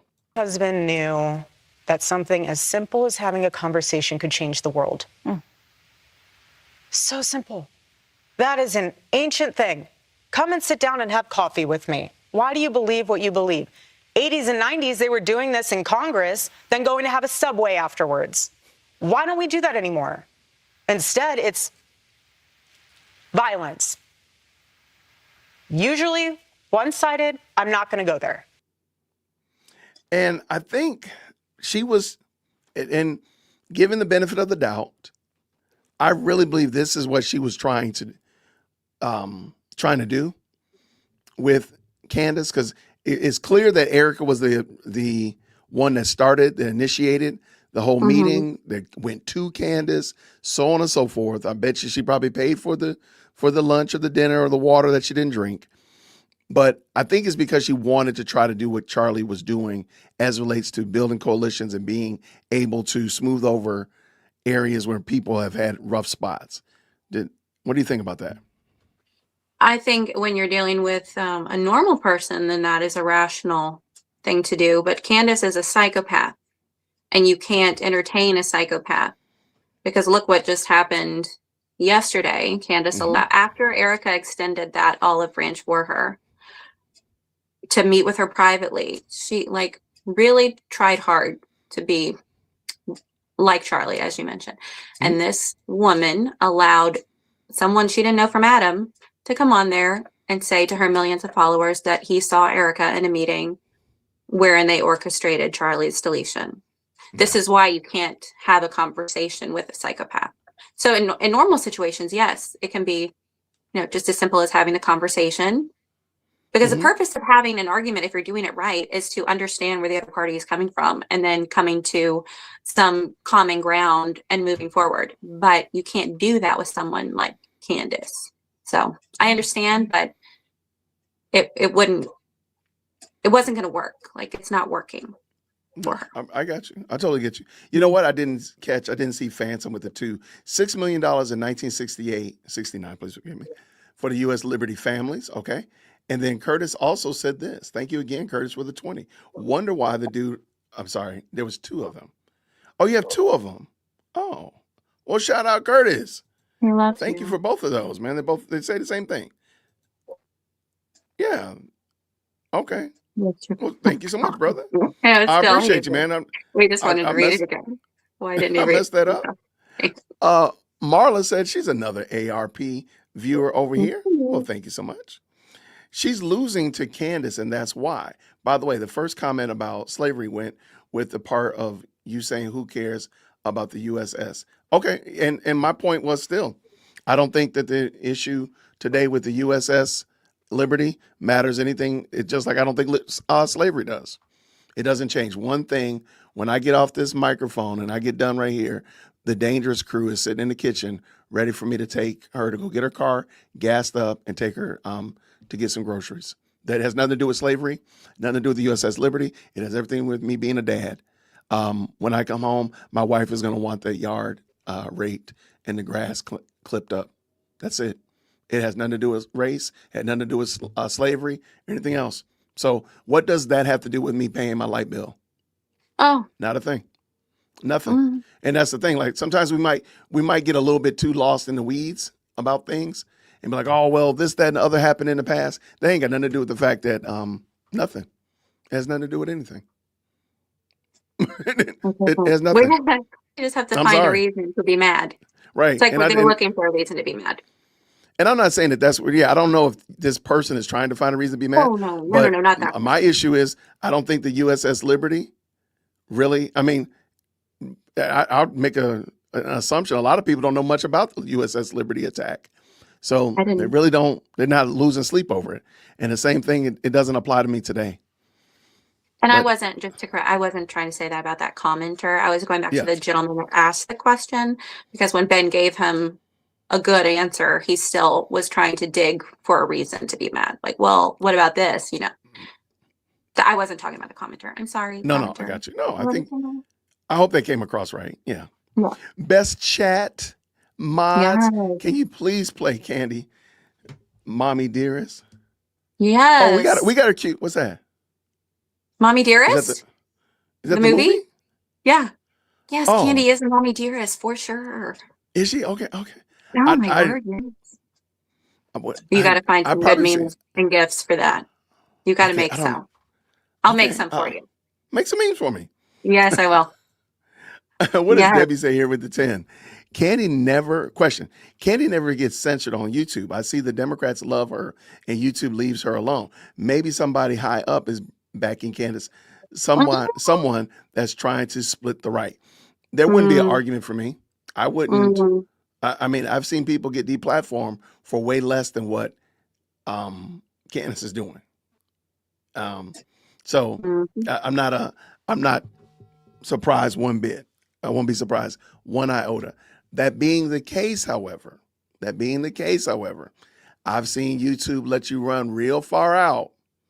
And when that chain jerks and all that slack is out, you look really silly. Ask just Pearly Things, ask Lily Gaddis, ask Fresh and Fit. There's tons of them that got deplatformed and they get nothing. And they've lost all their ability on this platform. So it's very possible. It's very possible. Because please keep in mind, Fresh and Fit say the exact same things that Candace says. The only thing is, Fresh and Fit got deplatformed off of here a long time ago. I know that. So I'm just saying, like, the things that Candace says, I mean, Candace has been on Fresh and Fit within the last year. Oh, has she? So, yeah. So the idea that she's being protected, I don't know. She might, that protection might run out sooner than later, in my assessment. Yeah, she was like on the Pierce thing, I'm making money from YouTube. Like it was, yes, girl, you're making money from, what do you mean? I feel like it was, it's part of talking about where he was like, has your viewership gone up? She's like, oh, on YouTube? Like that gets me nothing. Lies. That's the lies you tell. The lies you tell. No Jewish hangers. Mommy Dearest, Candace. Okay, I don't remember this movie. I know what it is. I have it in my mind, but I don't remember what it is. But instead of that, let's just clean the palate. Let's just clean the palate real quick. Is that hot sauce in a spraying bottle? Somebody. Yes. Sir. I've been black for some time now. And y'all let me know there's levels to blackness. Like, Like hot sauce and spray bottle, that's blackity black. You understand? He subscribed to a whole nother. This is Negro premium right here. And he got the nerve to look at us with attitude. Sir, this is our first time seeing what we seeing. Like you spraying food with hot sauce like it's Windex. Lord have mercy. I love him. I don't care what nobody say. I gotta have the hot sauce in the spray bottle. I've Because never I take seen my it own like, hot sauce in my purse, Texas Pete. And I'm there. But I need the spray bottle. That's brilliant. wait, you do? You actually have? Yes, I love hot sauce. What do you mean? I keep that in my purse. A little tiny one. This one? You lying. You're just trying to get friends. No. Bye, girl. You really do? Yes. I can't even Texas understand Pete, what I'm hearing. Texas Pete though, not that not Tabasco and Not not Tabasco? Cholula. No, Texas Pete. I don't even Please. understand what I'm hearing right now. Why? You don't like hot sauce? I'm not that. No, I'm not a hot sauce person like that. No. What do you mean on anything? You can put it on anything. You put on your eggs too? Oh Lord. Oh my word, on the eggs, yes. My mouth are just filled with saliva. Put it on the eggs, and then you put the eggs on the toast. And then you take a bite of it, and the hot sauce is there. And then you put the hot sauce on your potatoes, or you mix a little bit of hot sauce in with some mayo, not a lot of mayo, just enough to dip your fries in. I'm so hungry. Yes, hot sauce, but I will be getting me a teeny tiny spray bottle. Next time I'm putting you in timeout. Oh wait, this guy has hot sauce. I just realized it. In this video, all right, we're cleaning the palate. This is the last one. Candace will be going live in a few minutes. Yeah. All right, let's go.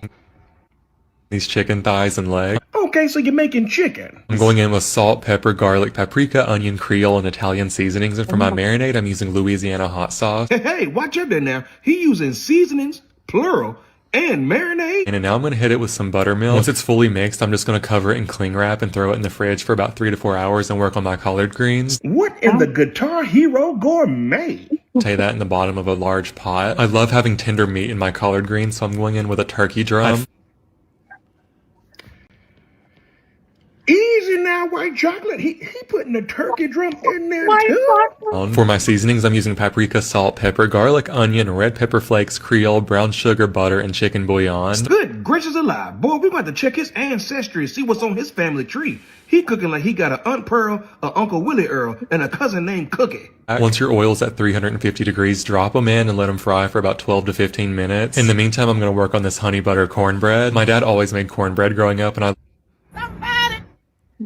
Sweet made from scratch Jesus. Now he making cornbread? Now that my chicken and cornbread's done, it's time to plate up. I can already tell I'm about to demolish these collard greens. I'm so excited. I'm rubbing that honey butter all over the chicken and cornbread. Oh, heavenly honey buttered father. See, this make me all kinds of proud. Look how good that food look. Yeah, see, that's why you don't judge a book by its pale skin cover. Exactly, because he white, but this like flavored white. White spice, if you will. Like a Bobby Caldwell white. What? You remember how seasoned Bobby was on that song when he said, I came back to let you know I got a thing for food and I can't let go. He didn't say food. You always focus on the wrong stuff. Sir, I would love a plate of that. You know what, me too. I'll take a plate of Seth's soul food, Lord have mercy. He's fantastic. Right. He's supposed to be in Atlanta in May. I haven't found out where, but I'm taking Lady Dear Woke Christian. If you're in the Atlanta area, we're going to do a little meetup, go get some dinner afterwards and have a good time. With hot sauce. Girl, bye. Okay, bye. I'm putting you in timeout. Okay. She's like, bye, but I'm going to eat my hot sauce. Yeah. Shout out to Sammy says no. Oh, wait, here we go. Thank you so much, Battlefield Productions with the 10 again. If there truly was a conspiracy, why haven't the loose ends been taken care of? Shooter is a great movie that explains conspiracy. Oh, Shooter. That's what I'm talking about. Like, go ahead. No, I'm trying to recall Shooter. Was Bruce Willis in that? Anyway, continue. I think it's Mark Wahlberg. I'm almost 100% certain it's Mark Wahlberg. But even in that, though, like, even if we're not even talking about referencing Hollywood movies, but just in logic, like why would they leave? Why would they allow you to keep running around? Why wouldn't they just make an accident? Why would they need to do all this Right, dramatics? they would. No, if they had the power to do all of this, jet planes and bees and all this kind of stuff and All of maroon it. killers, why don't they just make an accident? And nobody would And even know the wiser. Pierce I mean, said car it can't be accidents. all of these things. And she said, oh, it very well can. It very well can be all the things that you mentioned, the bees, the All shirts, the the things, the tunnels, the bees, turtles, everything. the planes. Yeah. Planes, Mm. trains, and automobiles. I mean, And if literally. there was really a hit on her, she would be gone by now. Like, there we go. She would be We gone. don't. She'd be gone. That will never come up again. It won't. Amanda And said this with the should have 5. asked her. What? I find it quite ironic that Candace brought Mitch on during the opening day of AmFest when Erica and TP were too busy to find out what she was saying. No, you're 1,000% correct. That's exactly why she did it. And that's why today she's going to be talking about AmFest because she doesn't have any other content. Because remember, there's an international hit out on her life, and the most important thing to talk about is AmFest. Just want to make sure y'all remember that. Because that's important. Like, she got a hit on her. Chalua is superior. Especially on eggs. Is that blasphemy? It's Texas peach. Okay, let's rank them. Okay, so we have Texas peach. I would put Frank's after Texas Frank's, peach. yeah, absolutely. Okay. And then Cholula, or am I saying that right? Cholula, whatever. Yeah, I know and what you're talking then about. Tabasco. Really? Okay. What So about we need you? to do Well, you don't like hot sauce, do you? I'm not really. I really probably Frank's. I think we have some Frank's in the cupboard. I'm gonna probably when Candace gets started, I might run in there and check. I think we got some Frank's in there. I think. I'm trying to remember. I'm not a big hot sauce person. I don't have to have it, so it's not like look at her. Look at her face, y'all. Hold on, big screen, big screen, big screen. She is mad. That girl's like had enough. Okay, I'm sorry. Okay. Look at her. Shut up. Dopamine eggs. What do you mean? Dopamine eggs. A little salt, white pepper, cumin, cayenne, paprika, turmeric, Cholula, and cheese. No, Try it. This person is living. Thank you for now we taking menus. What is this? Oh, what is going on here? I know what's for dinner. What is this? I love hot sauce, ghost pepper, habanero, jalapeno, and Scotch bonnet. Only word I understood in there is bonnet, and we don't wear bonnets out in public. So that's all I got for you. I like this person, art chick. Yeah. You want me to screenshot it? Do we need to? Yes. Do we need to screenshot this? Y'all are wild. You think it's delicious? I don't know what this is. Yeah, I'm gonna text my daughter and say, "Come here and tell me what kind of." Say again. What is dopamine? Am I just stupid? What is dopamine eggs? I think it's just like they get you hyped up. Like you get a little salt, a little white pepper, cumin, cayenne, paprika, okay. like all of that creates. I'm there. That's the name with of it. you. I'm gonna start calling them that dopamine eggs. My mouth is literally watering. Bless her heart. Okay, we need it. Some hash brown, extra crispy with the hot sauce. Just got the cheese on there. And some cheese. Okay. Oh, if you can't my husband comes in and says, "Get your hot sauce." It's really that serious. It's that serious with y'all. Yes. Oh, it's starting. All right. Well, all the fun is gone. Oh yeah, crispy hash browns with ketchup mixed with hot sauce. Yes. How did we get here, y'all? Wonderfully made. Yes. Hallelujah. How did we Praise get here? Jehovah. Yes. I don't even know how to get this. I am hungry. Candace needs some hummus. I mean, that's what she's gonna say. I feel like her chicken is unseasoned. Oh, you know it's unseasoned. You know it's unseasoned. Yeah. And she don't wash it either. And you know that. And she be cooking it in that plastic container that it come in at the grocery store. You know she does. She be throwing it in the microwave. You know that. Wait. Forget shooter. It's Solient Green if Dems If win. Dems win, it'll be. Oh no! What is? Oh no, Doesn't sound good. that don't sound So, good at all. so it went green. That sounds very ungood. Sorry. He said, so wait, is it hash browns or tater tots? There's a lot of ways to do potatoes. I like them flat. The tater tots, they can be too mushy. It needs to be crispy. So flat layer, extra crispy. Don't flip it. Don't Oh, be I got you. I got you. You wait until you see the brown edges. Oh, here she I is. just want to start by saying that it's pretty obvious that Ben Shapiro is terrified. We can all see that now that Charlie Kirk is dead. He seems to be taking multiple stages and demanding an allegiance to Erica Kirk. In fact, it almost seems like he's demanding that nobody inquire further about Erica Kirk. It's odd. Oh my because gosh. Ben had no allegiance to Charlie Kirk when he was alive. So what is it about Charlie's widow in particular that is inspiring his very public nervous breakdown? Personally, I think he knows something about her. That is what I am sensing, that he knows something about Erica Kirk. And every time he speaks, I grow more certain that Israel might be involved with 9/10. So let's keep investigating. Welcome back to Candace. Wow. Shocker. So that shocker, right? Yeah, that is never saw that coming at all. But did anyone think Ben was scared on that stage? Because I didn't think so. be scared. You know, Ben Shapiro just keeps calling my name out on stage. He's calling for me. He's calling for me, and I'd like to show up for him today. Okay, last night he hit the stage at Turning Point USA's AmFest the other night. And I'd like, first and foremost, just to let you all know, some people noticed that he wasn't on the AmFest list for years, and all of a sudden he's back on the speaker list beginning in 2024. I want to let you know how that actually happened. So the story goes, obviously, that in 2024, Ben... She already messed up. I'm going to tell you how it happened. The story goes.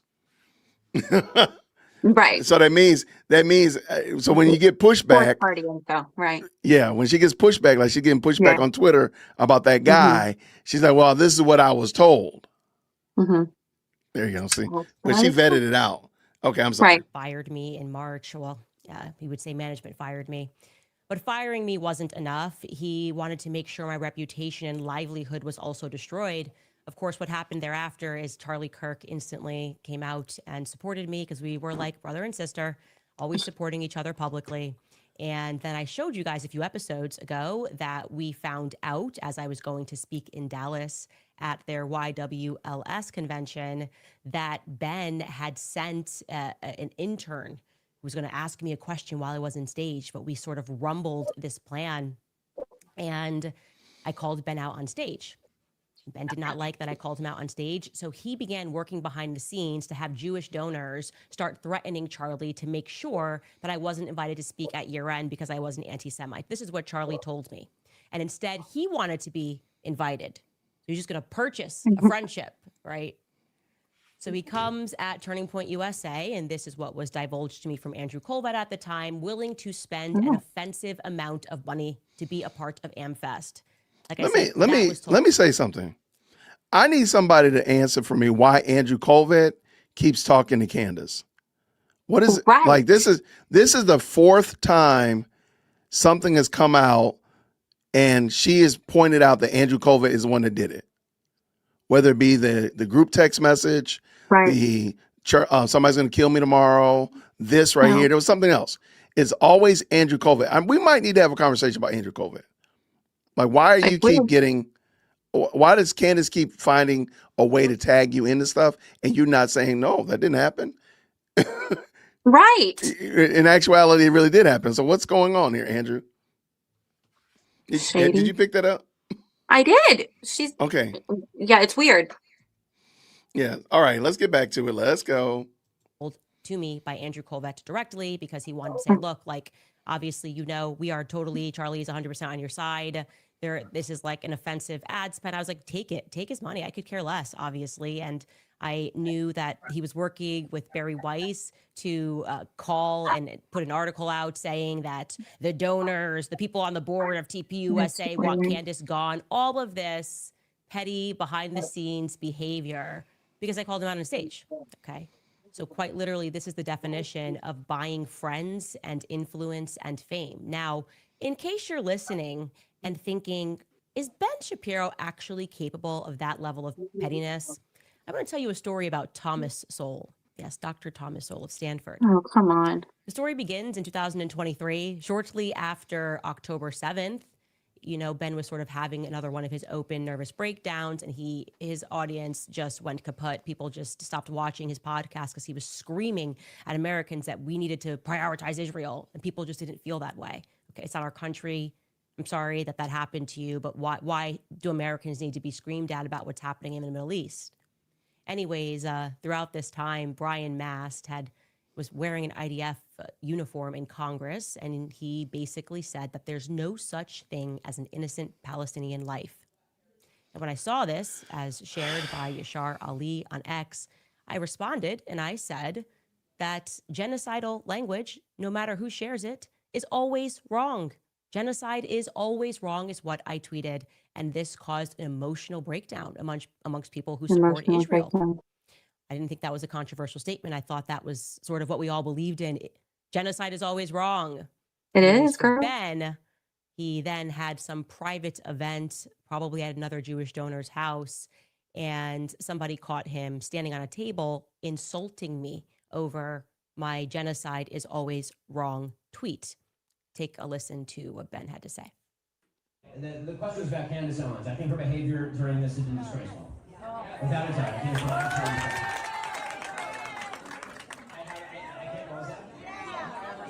yeah, I mean, she still works for my company. And I think she's been absolutely disgraceful. I think that her faux sophistication on these particular issues has been ridiculous. It's not faux sophistication, it's ridiculous. Everybody can see the moves that she's making and the things that she's saying, and I find them disreputable.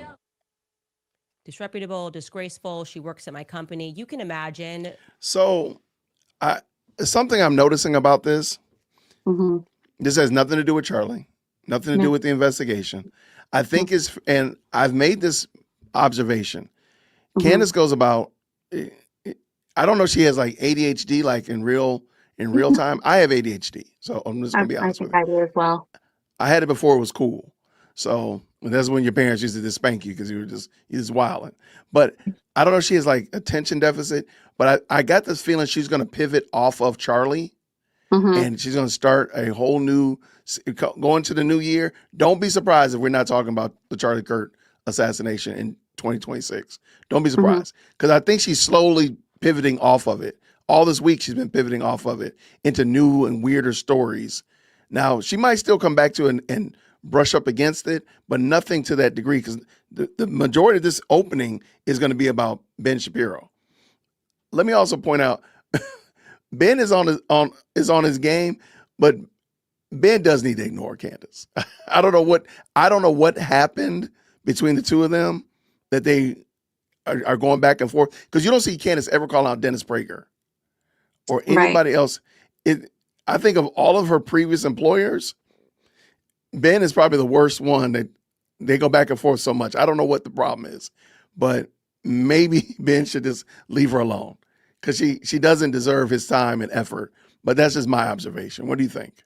I think what he did at AmFest, I think that's all he needs to do. I don't think he needs to say it again. It was poignant. It was there, period. We don't need to talk about it. And I agree that she's trying to pivot, but now it seems like she's pivoting more towards attacking Erica. That's what was yesterday about? Yeah. What is happening here? But no, I do think that she's trying to push away from the Charlie thing because she's a floundering mess with that. But based on yesterday and now this, it's clear she's got her laser focused in on Erica now, in my opinion. Yeah. And I'm gonna save that for a second because she's supposed to say something about Huachuca. I want to see where she goes with this Huachuca story. So we'll see what happens. Let's go. That the internet went crazy because they wanted me to respond to him. I can't believe this. They work together. They're colleagues. Somehow this gets leaked. No, and I want to mention, because it's very relevant, that was on the morning of November 14th. I was 6 days away from giving birth. I was very heavily pregnant. Anyways, I wake up to this, and shockingly, nobody from the Daily Wire steps in to manage the situation. This is another thing. I'm sorry. Candace always wants an entity to step in to defend her. Right. Right. Like TPUSA didn't defend her. This, that, and the other didn't defend her. Now Daily Wire isn't defending her. And I don't know. For the life of me, like, ma'am, I don't know why is that the thing? And I don't get it. Like, I don't understand this. It doesn't even make sense to me. I can't even come up with a comparison because it doesn't make sense. I don't need you to defend me. She always But has go to be ahead. the victim. Nobody came to defend me. I was Yeah. there alone, 6 days away from Giving giving birth. birth. Nobody cares, girl. Like, stop. Yeah. Stop victimizing yourself. What did she say about Stephen Crowder? Put on your big girl pants. Put on your Yeah. big girl pants. You And let's do get to that. work in this terrible sweater. I can't look at it. It looks like her job. You can imagine virtually every journalist, every person with a media platform was contacting me to comment, to respond to me being insulted by someone. Oh, I'm about Lord to give mercy. birth, I'm being insulted, and they're not getting anything from the Daily Wire. So I am obviously frustrated. You should also Oh, tell you, gosh. I had no PR at this time. My PR was the internal PR at the Daily Wire. And it was very clear that their focus was on protecting Ben, even though he was the one who insulted me publicly, because I said that genocide is always wrong. That is the genesis of that statement. That's all I said. Obviously, I wanted to respond angrily to the press. I wanted to hit back at Ben. And I guess you could sort of say my perspective was an eye for an eye, but my husband, who's a Oh, better heaven. person than me, instructed me that morning to instead take a deep breath, relax, okay? Don't think about what you're feeling in the moment. Think about how you're going to feel in the future. And he instructed me to instead read the Bible, the Sermon on the Mount. And I read through it, and he reminds me that everybody who wants to comment, they don't care about me either, right? They're selling headlines. That's adorable, because maybe Candace forgot that just this week she said that people that read the Bible, she doesn't read the Bible, but rather she approaches her priest about the scriptures. So I thought that was Well, she interesting. said that? Yeah. So she doesn't, because she was on some tirade about Allie Beth using the Bible, and I mean, people are why using not? right. But It's just adorable that she seems to keep contradicting herself. But go ahead. she's about to bring up her tweet. I remember the tweet. But she's so, okay. She like Frankenstein scripture together. Oh, She yeah. didn't even reference do you remember that? Mm-hmm. Oh, What, the Sermon on the Mount? Let's yes, here it comes. that Let's one. go. Let's go. They want the clicks, they want the drama, and I'm going to feed into that for what reason? For what reason, What do you actually, am mean? I going to give a comment and say something about Ben Shapiro? Blessed are the peacemakers, right? Oh, heavens. Don't buy into this click culture. And so I tweeted that actually my husband was right. I called for peace. I tweeted, blessed are the peacemakers. And I made the mistake, I guess it was a mistake, that after I tweeted, blessed are the peacemakers, and I'm thinking that I'm going to be commended when I get back to work. Like, wow, you really took the high road. I ended this biblical passage with Christ is king. Christ is the king. He's the only thing that matters. Obviously, Christ is king. Now, it was just Tucker Carlson's luck that I had been slated to come on his news show the very next day. He had booked me 6 weeks earlier. I got approval from Daily Wire. He booked me for November 15th. So suddenly Ben gets on this table. He insults me. It's trending all over Twitter. And Tucker Carlson is going to be the first person to capture my reaction to it. And when it came time, I kept up with the peacemaker. I made the decision to just take the high road. I said, I don't want that to negatively impact how people perceive the Daily Wire. It's There so are great people amazing. there. I mean, I Amazing. wouldn't be proud on that, but I'm not taking the bait here. I didn't say anything snipey back at Ben because I didn't want to feed the mob. That was my honest perspective. My husband was just right. And also, we're talking about a work colleague, right? Somehow, me taking the high road made him angrier. So here's what he did. Elsewhere in my interview with Tucker, he asks me who I look up to, who I like. And I told Tucker the truth that it was my dream to meet Thomas Sowell. That when I first got into politics, I read a ton of Thomas Sowell books, and I had tried many times to meet him. And obviously he's aging, but I really looked up to Dr. Thomas Sowell. And here's that clip with me and Tucker. Who do you listen to when you're Oh, trying to figure out? I mean, some of the happy. stuff comes at you so fast, and you're talking almost every day or writing almost every day. Who do you read or listen to try to make sense or bounce ideas off of? You know, Who do you I trust? have been obsessed with Thomas Sowell. And everybody knows that I am pretty much a Thomas Sowell groupie. Everything he writes, I read. And it is because he was a part of my awakening story into politics and made me focus on the economics, which is to say, block out the noise and pay attention to the Yes. economics, go backwards in history to understand where we are. When has this worked? Oh, it's never worked. So they're just telling you that it's going to work into the future. And there's no evidence to support that. So Ben saw that. He decided, Thomas Sowell, hey, that's your dream. You love Thomas Sowell. He thought that was an opportunity to get even with me. She for literally taking has the high nothing road to say. after Does she he not know insulted that we me can on look back and stage see all of because he's this deeply happen? You jealous don't of need Tucker to Carlson. recap it, baby. But like I said, she doesn't have any content. She has She doesn't want. nothing. She stepped into a beehive last night with having that guy on, and so she doesn't want to address that. She doesn't want to address again the assassination plot. She doesn't want to tie together all these loose ends of this tapestry of clownery that she's been spinning for the last 3 months. So Right. the best thing she can do is go at, and let's also point out, everybody's been talking about Ben Shapiro's speech. Yes. So that's on Oh, Twitter. we can't stand it. She's apoplectic about it. So she's got to say something about it, and she's got to denigrate it to some degree. She got to knock it down some degree because he's just an angry little man. He's an angry little man. But And aren't somehow people another, bored with her? This is boring for the Candies, right? Like, aren't you I don't guys know. bored? Shout out to the Candy. Shout out. I don't know. We will see. I guess. I know her views have been down lately, but we'll see. Let's go. Mhm. For reasons that I cannot quite understand, Ben had his team reach out and schedule an interview with Thomas Sowell, which they paid for an offensive amount of money, I presume, to effectively purchase a black man who has no idea what's going on. He's very old, he's in his 90s, to hurt my feelings. Okay. Well, she just insulted him. This is the second time that she said that that Ben Shapiro bought something. He bought his place on Turning Point Stage in 2024, and now he bought Thomas Sowell. And she just says, I assume an offensive. Yeah. Yeah, I assume an offensive amount of money. You don't even know that. You don't know that. Maybe he did it on the strength. Maybe Thomas Sowell said, sure, I'll do it. But you don't know. Maybe they paid him $1.50. Maybe they bought him a coffee. Like, you don't know that. Yeah, how do you know? But she also, for admiring this man so much, she just really insulted him, insinuating that he could be bought. Yeah. And that he was old. I mean, he's old. He's an old man. They took advantage Bought of a black him. man. What? Yeah. Sit all the way down. This How woman is a embarrassing. mess. This is embarrassing. With And Tucker I on love the way you 15th, paused it her. premieres on the 16th.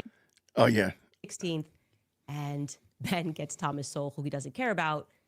I'm working at the Daily Wire at this moment, and I'm about to give birth in 3 days. But this was supposed to be like an FU Candace for taking the high road and saying that genocide is always wrong. That is what I mean when I say he is an incredibly petty man. Okay.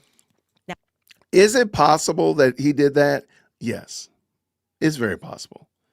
But is it also possible they had already had this man scheduled? Because Candace hasn't shown any evidence that they went out of the way. Maybe they had scheduled him 6 weeks in advance, like you and Tucker. Maybe. Like, it doesn't mean. It's too much to ask her to provide any evidence. But Yeah. she knows this. She knows it was an offensive amount of money that they purchased this individual, which, by the way, the picture she showed of Ben and Thomas, he looked like he had all of his faculties. He looked very intelligent. I don't understand, but he was bought. This woman Yeah. is insufferable. And nobody on her team, nobody in the Candies are going to ask any questions. Cantifa, y'all need to ask some questions of your leader. I Let's know go. how this ends. I then am fired not for what I said, but for what they assumed that I meant, and for trolls that I didn't respond to. And I want to be clear. Oh, this is another thing. It is. You can fire whoever you want. You really can if you're a business owner. Actually, another reason why she's doing this is Jeremy. Steven Crowder dropped that Jeremy Boring Oh yeah. town hall this Mhm. weekend. So she hasn't had an opportunity to talk about that yet. Mhm. And so this is probably, she's trying to tie all that together. When she got Mhm. fired, Ben Shapiro Mhm. at AmFest, she's trying to get it all together into a big old ball of crazy. Mhm. It's That is just her. that Yeah. this was atypical in the fashion that it was done, right? It wasn't done in the way where you just say, okay, get out of here, it's not working. Instead, what they decided to do was humiliate me in front of all of the other employees by, rather than having a conversation, sort of dramatically having me exit after doing my show, not knowing that I was going to be fired. And then they had put together a stage in my studio and put up clips of, put together basically a whole package, like almost like a high school play, and conducted what I honestly, when I look back, because it recently leaked what happened at this quote unquote town hall, this is a slave hanging. This is a slave hanging, right? Gather around every. Can y'all do me a favor? Can in the chat, can y'all just please type Jay Witt told you so? I told you before this thing was over, before we rang in 2026, she was going to start using racism. I told y'all, can I get an amen, somebody? Can I get Jay Witt told us so? I told you she was going to do it. I told you. This woman. I knew it. I knew it. Oh, I know evil people. Oh my word. She said a slave hanging. I told y'all she was going to do it. Because they showed clips. Let's equivocate that with a slave hanging. This woman Is crazy, she's y'all. indefensible. She is indefensible. Oh my, I've lost my ability to speak. You lost. I lost my ability to speak. We got to finish it up though. Mhm. But I called it. I told y'all. You did. I knew it. Oh, look I how you knew it. paused. Everybody Look else at is a that. slave. Oh. And let me tell you how this one messed up. Gather around and watch us whip this person. This is literally how I feel when I watch this, okay? And you'll know what not to do next. And here is a video of the then CEO, Jeremy Boring, which somehow Told you. Steven Crowder got a hold of this week or last week or Told you. whatever. This is just a portion of it. You should watch the entire thing. You It should. really is something. And ask yourself in your memory, We do you ever will. recall anybody ever being fired where 300 employees, which Ben joined electronically, he was up on the screen too, and just enjoyed watching me be humiliated, where 300 employees are invited down and shown a production of what this person did wrong? Okay, well, let's watch a little bit of this video. Candace made no statement at all in the days after Hamas terrorists raped, murdered, and tortured over 1,000 Israeli civilians, mostly Jews, some Americans. And then they took hundreds more hostage.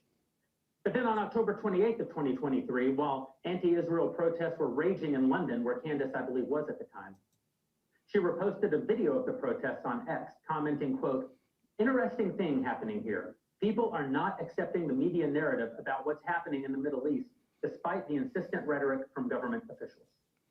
On November 3rd, she posted, quote, "No government anywhere has a right to commit a genocide ever. There is no justification for a genocide. I can't believe this even needs to be said or is even considered the least bit controversial to state." There was only one country on earth being accused of genocide at the time. Anti-Semites on X took to it immediately. They cheered at what they rightly or wrongly interpreted as Candace smearing Israel. And Candace didn't rebuff their interpretation. So when Dave Rubin came to the exact same conclusion as the anti-Semites, only instead of cheering for Candace, found it vile and rebuked her, Candace quickly attacked, saying, quote, "What's amazing about this is that I didn't name any country in this tweet. I simply stated that genocide is wrong always. This is not a controversial stance. Interesting how you interpreted it." And then followed up with, quote, "In short, if the blanket statement that genocide is wrong upsets you in any way, then you need to check yourself." Is that not exactly almost verbatim what she said to the CNN interviewer when the lady said they means Jews?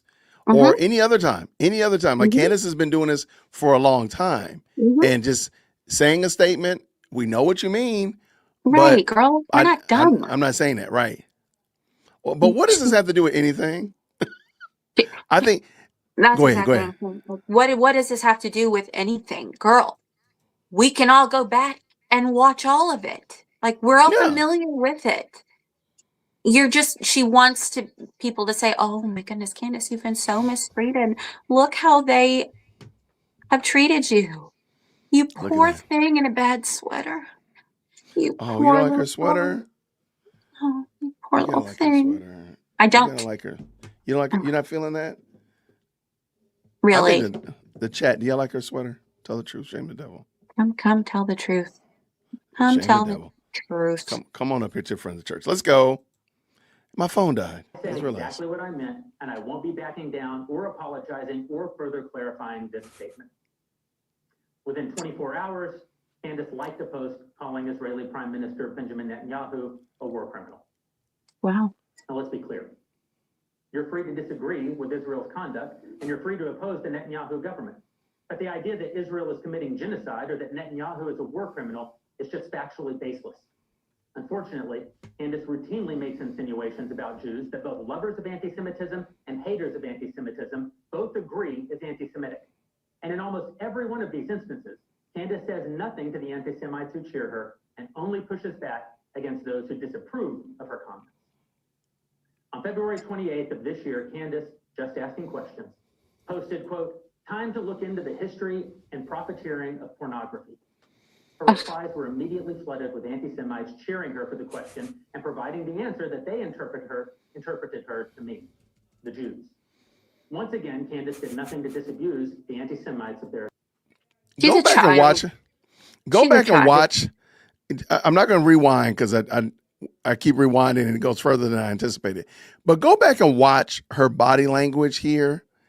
It is a very, I guess childish is the word to use. It's a very childish behavior.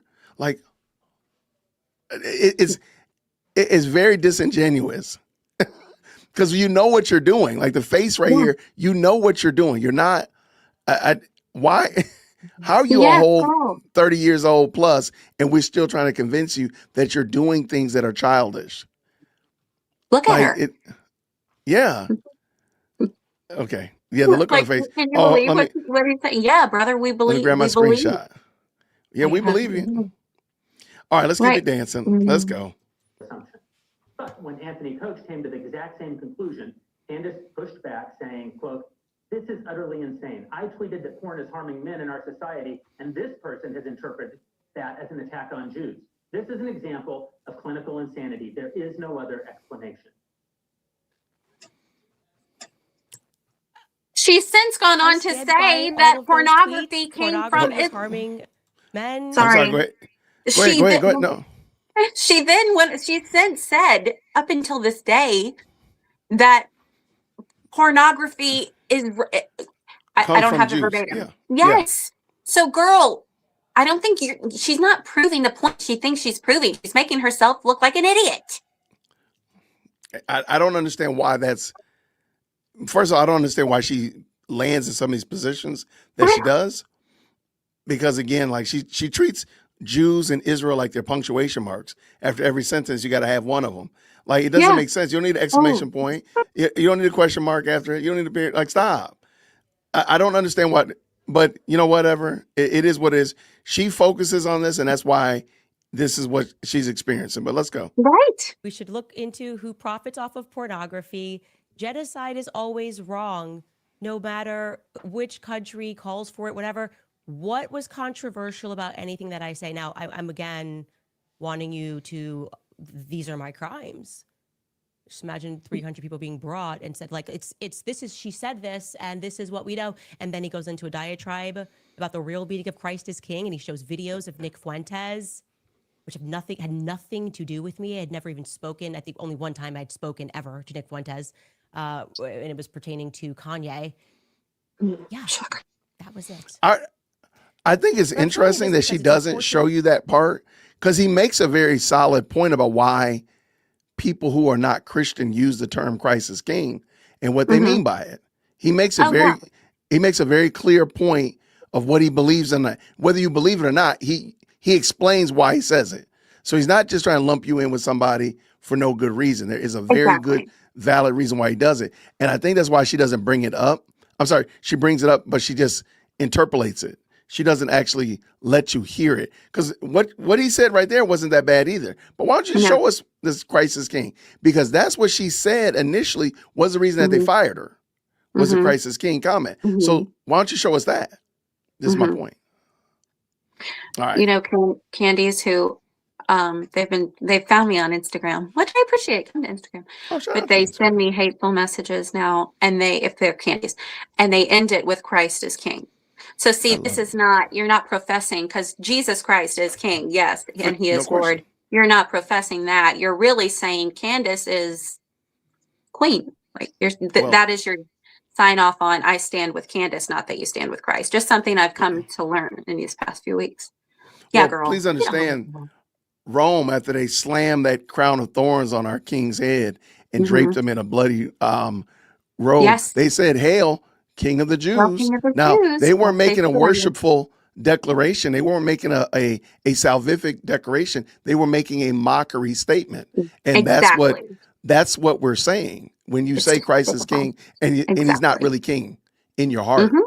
And you're saying it as a thumb in the eye to some other people group. Again, that's why you're saying it is a thumb in the eye. You're not saying it because he's king in your heart, because you would move differently. That's just reality. My name's Jason. That's good, brother. Yes. Let's go. For you to understand that this has never stopped. I want you to imagine if you view yourself to be a slave owner, and that slave not only survives like this public whipping, but that escapes and becomes successful. Now she Harriet Tubman, y'all. No. This chick she done turned herself into Harriet Tubman. Hey, I do not. Let me tell you right now. I do not want anybody to email me at dearwokec@gmail.com a picture of Candace Owens as Harriet Tubman. I do not want you to email that to me. Do not email. I will not receive those emails. I do not want anything. You're going to get it in 10 minutes from that one individual that does the fantastic. The one that does it all the time? Yep. Yeah. I dropped my email in the chat because I don't want you to email me a picture of Candace Owens as Harriet Tubman before the end of the show. I do not want that. I do not want you to send me that. dearwokec@gmail.com. There you go, just in case. Just in case anybody wants to know where not to send it. There we go. Where not to send it is dearwokec@gmail.com. Like, this chick that turned herself into Harriet Tubman now. You can't take her seriously, though. If you take her seriously, I'm sorry. You are failing the IQ test. Look, they already know who it is, too. Yo, you failed the IQ test. If you don't realize that she is a clown, you're failing the IQ test. I'm just going to tell you right now. Turn in your weapon. If you have a concealed carry, turn in your weapons. Put down all sharp objects and no farm equipment. Just stop until further notice. Is this really happening? I don't know what we're watching. What is going on? I'm confused. This is crazy. All right, here we go. Let's go. That's pretty much my relationship with Ben Shapiro since he's fired me, because they have not stopped. They have not stopped. I am talking about people working behind the scenes to call advertisers, attempting to bankrupt me in courts, sending undercover interns to stalk me. He has issued thus far 3 court proceedings, okay, for every solitary petty infraction against things that I say. He's worked with Barry Weiss behind the scenes to have articles written about me. It is non-stop. I refer to this, just to be clear, as legal abuse. It's legal abuse. And I have put up with a lot of it. I have put up with the pettiness of even suing me because I interviewed a USS Liberty survivor who mentioned your name as you pretend that you care about free speech and debate. I've put up with a lot of it, but today I draw the line. I draw the line with this miserable imp when it comes to Charlie Kirk, okay? Don't try me on this, but you keep trying me on this. You are an imposter, Ben. You're an imposter. You pay to pretend that you're friends, that you have a right to be on that stage because you get donors to pressure people. This is where the hate's coming from. Who can threaten to take money. This is it. She swore that she wasn't invited to be at AmFest. That's where all of this is stemming from. We just found it. Yeah. You think you have a right to be on that stage? Yeah. if you were wondering, we found the evidence. Notice whenever she's not invited somewhere, she has a lot of vitriol for it. Remember the memorial service? There was a satanic pep rally. I wanted to be a dragon and burn the place down, all that kind of stuff like that. Which again, I thought was funny because she doesn't talk to Erica. And she was waiting for Erica to give her a sign so she could be like a dragon and burn. Like, I don't know what you're dealing with some stuff, chick. So now it's here. AmFest, same thing. You're not invited to it. So now you got issue with it. We figured it out.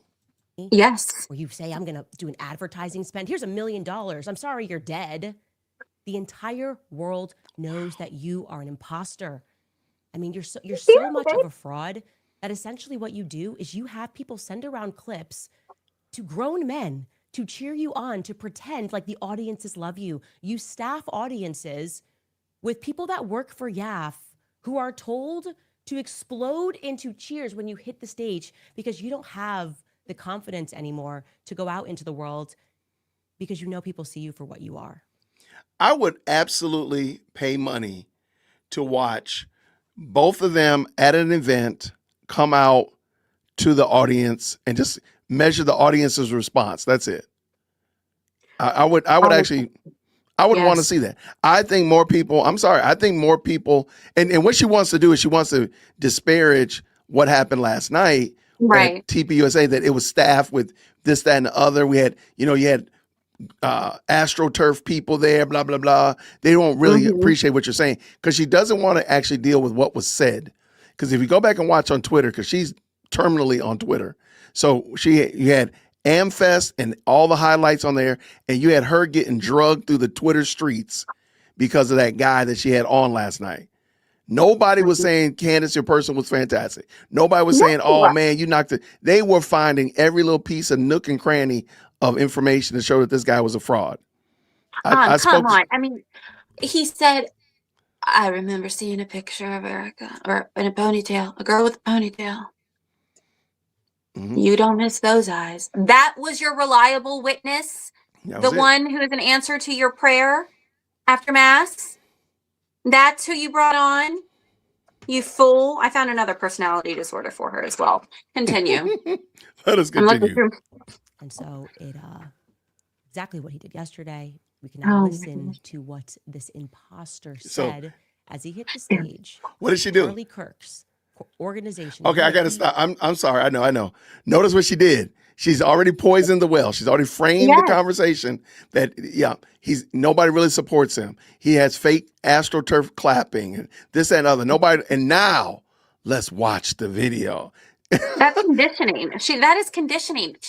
She's such a projector, right? Always wants to call out these psychological operations. Girl, that's you. You condition your audience to have a preconceived idea about what they're about to see. And then when they see it, they will draw the conclusions that you want them to draw. You idiot. Continue. Okay, I'm going to try not to stop again. Built for debate. If you have disagreement, and he instructs people here in this speech, go after me and Tucker Carlson, right? That's what he's going to do. He wants us deplatformed. So he's going to attack me. He's going to attack Tucker Carlson. And he's going to attack Megyn Kelly because she's at the beginning of what these people have put me and Tucker and Charlie Kirk through. Take a listen to a portion of what they have to say. So, if Candace Owens decides to spend every day since the murder of Charlie Kirk so upset. casting aspersions at TPUSA, and the people who work here, who worked with Charlie every single day, his best friends, to cast aspersions at Mikey McCoy and Andrew Colvin and Blake Neff and Tyler Boyer, and yes, at Erica Kirk, and to imply or outright claim complicity in a cover-up over Charlie's murder, to spew absolutely baseless trash implicating everyone from French intelligence to Mossad to members of TPUSA in Charlie's murder or a cover-up in that murder, then we, as people with a microphone, have a moral obligation to call that out by name. So no, Tucker Carlson, it is not an excuse to go silent on Candace's targeting of TPUSA. Is that fake clapping? No, that's not real to me. Lines of questioning because you love Candace personally. The same holds true of Megyn Kelly, a person I consider a friend, characterizing Candace as a young mother and thus shying away from condemning her actions or fibbing about them. That is a non-starter. when Candace Owens says, I don't know, but I know, that is retarded. And we are all more retarded for having heard it. Well, Ben, when it comes to you and having worked. Hold on. Wait. Where did he actually tell them to deplatform her? Never. Them. He never did. He didn't say anything that even rhymed with deplatform. He literally said there are going to be people on this stage. Yeah. Which, by the way, does comport with what Erica said, that there are going to be different voices on the stage. Yeah. So Ben has never said deplatform or don't support this person. He just said, hey, this person. Now, he said the person can stay on platform. He said, but you do need to consider why you listen to him. But yeah, Ben with Max. Nothing about canceling. It was just about calling you out, girl. You're just afraid that in calling you out, you will be deplatformed because no one will watch you thereafter. Yeah. And okay, let's keep it going. We're sorry. With you, I just know the tactics that you use to feign popularity in the public. I just know the amount of money that you are willing to spend on advertising to inflate your numbers to make people think that you're popular. So, yeah, I don't have to say we don't know when it comes to you.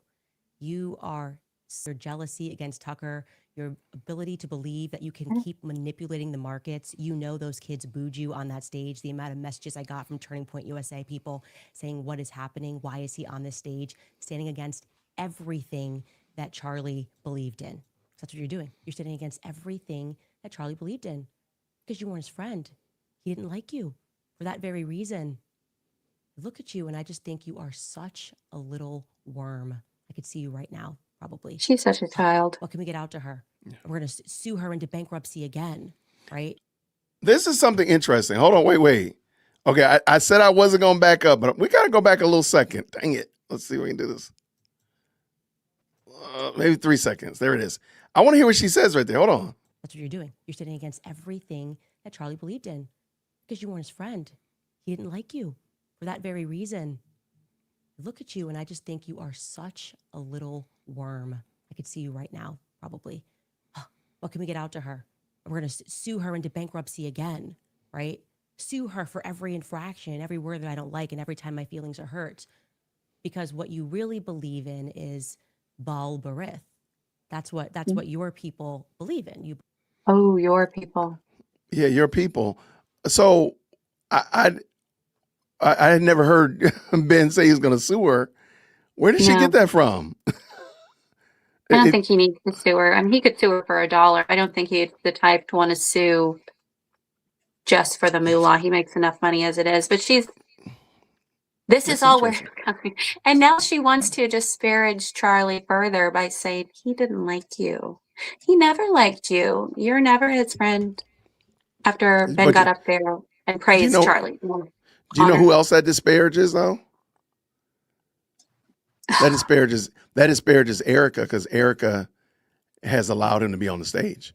Yeah. So again, like the war on Erica, all of this is a war on Erica. I'm just going to tell you this right now. So her big issue is not Ben and Charlie. Her big issue is still Erica. Yeah. Okay, let's keep it going. Believe that you are contract lords and that people are not allowed to violate contracts or you will ruin them for years. You fire someone and you effectively stalk and harass them for years after. I'm here to let you know that I'm done with it. I thought she was thriving. I thought she was successful. So fully off of the mother effing plantation. Truly, Ben Shapiro, fuck you and the midget horse that you rode in on. And I say that on behalf of the world. Wow, hold on now. Don't bring us in this. Wait, no, ma'am. Whoa, no, she didn't. Wait. Shout out. That's what I'm saying. Like everything she does is projection. She's doing everything that she's saying that other people do. Candace made a website stalking people. Right there. Who said that? Live long. Yes. Live long. May you live long to continue making great comments like that for sure. Mm-hmm. Wait, are we dropping F-bombs in 25? That's disgusting. And she's supposed to be a woman of God. That's how upset she is. That's how upset she is. Notice that. Notice how upset she is. Yeah. this is another hit to her ego. This is another narcissistic injury she suffered last night with Ben Oh, saying that because she got he injured last ate night. it up. He left no crumbs. That's what the kids are saying these days. You ate it. That's You what. left no crumbs. And this is now. This is Continuing. Candy Kane. Yeah. Applauded by Konstantin Kisin and Andrew Christ is King Clavin and all of the people, the men who have to keep applauding what you do like you're a 4-year-old to make you feel good.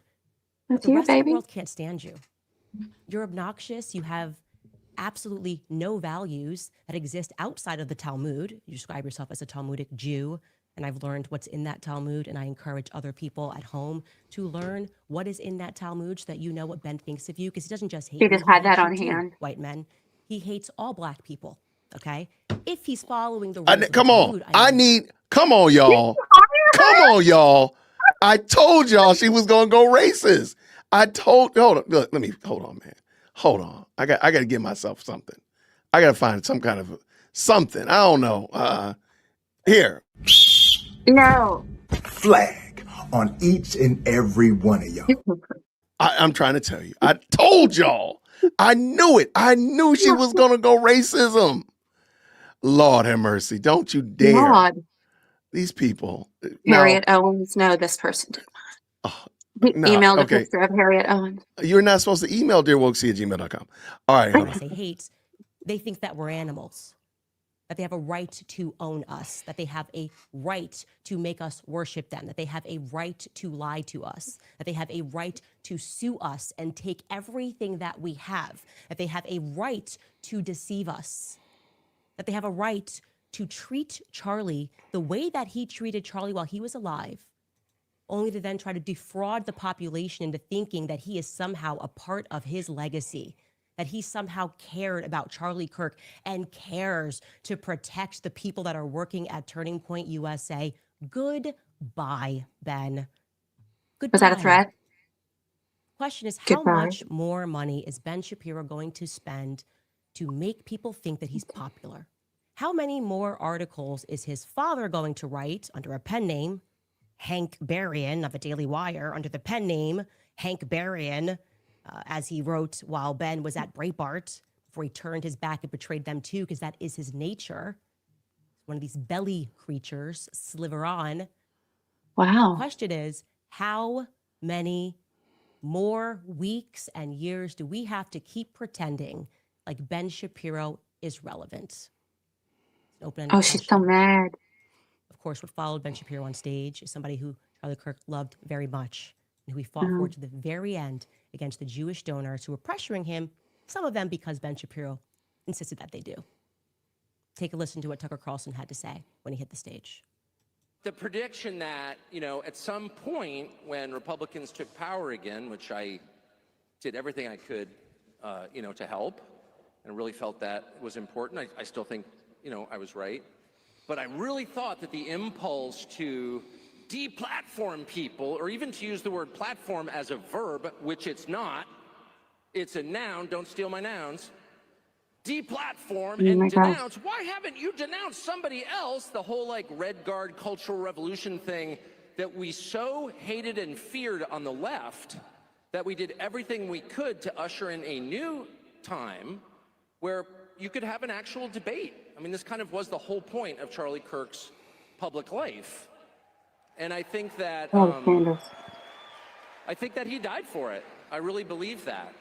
And I know a lot about it because the last several months of Charlie's life were devoted in part to arguing about this event, in fact, this speech, in fact, my speech here, which he asked me to do earlier this year, this summer, and was immediately put under just immense pressure from people who give money to Turning Point, I would assume good people, but who wanted him to take me off the roster.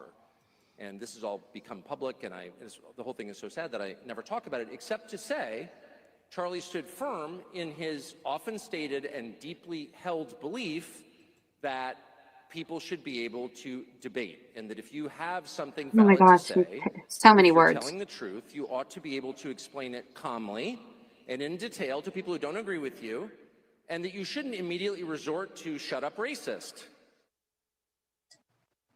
That is Charlie Kirk's true legacy, and that is Charlie Kirk's true friend, just as I was and am and will continue to fight and Girl, ask no. questions about who killed Charlie Kirk.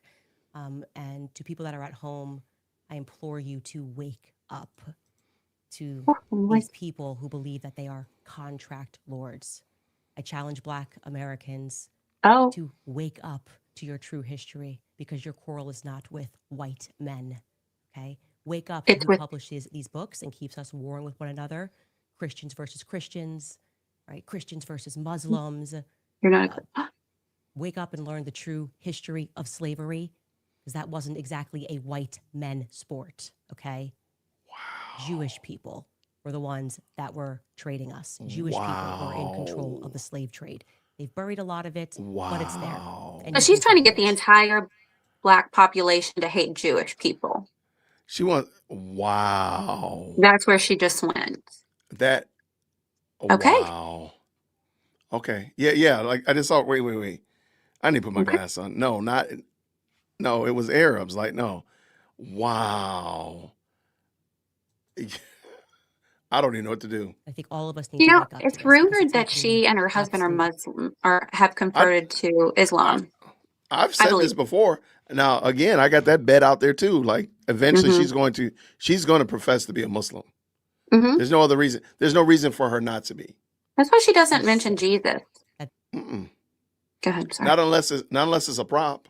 He is so Right. bold that he dare sit near Charlie Kirk's chair, that he dare grace that stage when Charlie Kirk knew exactly what Ben Shapiro was and will always be. So again, Right. on your belly, Ben Shapiro. We'll be back Wow. after a brief break. All right. Okay. That she is vile. You know, she's Wow. dangerous, actually. This woman is dangerous. And she's I don't. full of wickedness. And she already said that Jews were vermin. Remember that. She said they dehumanized themselves. She's a despicable individual. I'm grossed out. Yeah, I'm gonna have to. Okay, hold tight, people. I'm not gonna rage quit. I promise you. But I'm gonna have to put some people in 0-second timeout. I'm gonna have to. Is it Because MT? it's MT and all of MT's little compatriots. Because Let's see. I clearly said, hold on, sorry about that. I clearly said, do not send me any pictures of her as Harriet Tubman. And y'all have flooded my email box. There's probably 12. I'm not even being funny. You people are out of control. So you people are crazy, man. I said, don't do this. And y'all deliberately did. See, that's why y'all gonna get coal in y'all stockings for Christmas. That's why Santa Claus bring you a lump of coal. When you thought you were a slave on the Democrat plantation, but then you joined Cantifa herd. Oh my word. Look at that face. The problem is, I'm not even trying to be funny. There might be like 12 of these things. I gotta find a better way to do this. Hold on, let me see. I'm gonna find a better way to pull them up. We should vote. We should vote. That would be insane. Mm-hmm. It'll be hard. I gotta find a way to put them up. I can't, because you can only put so many pictures in a community post. Oh, okay. Oh, darn it. Okay, I gotta find a way. That one was good though. That was not bad. That was not bad. The fear on the faces of those behind her. Yeah, given the fact I told you not to do it and you did it, it's kind of serious. But this, okay, all right. What about this one, y'all? Why are you people like this? What's wrong with you people? What come on now. What's wrong with you? Why are you people like this? Look at her outfit.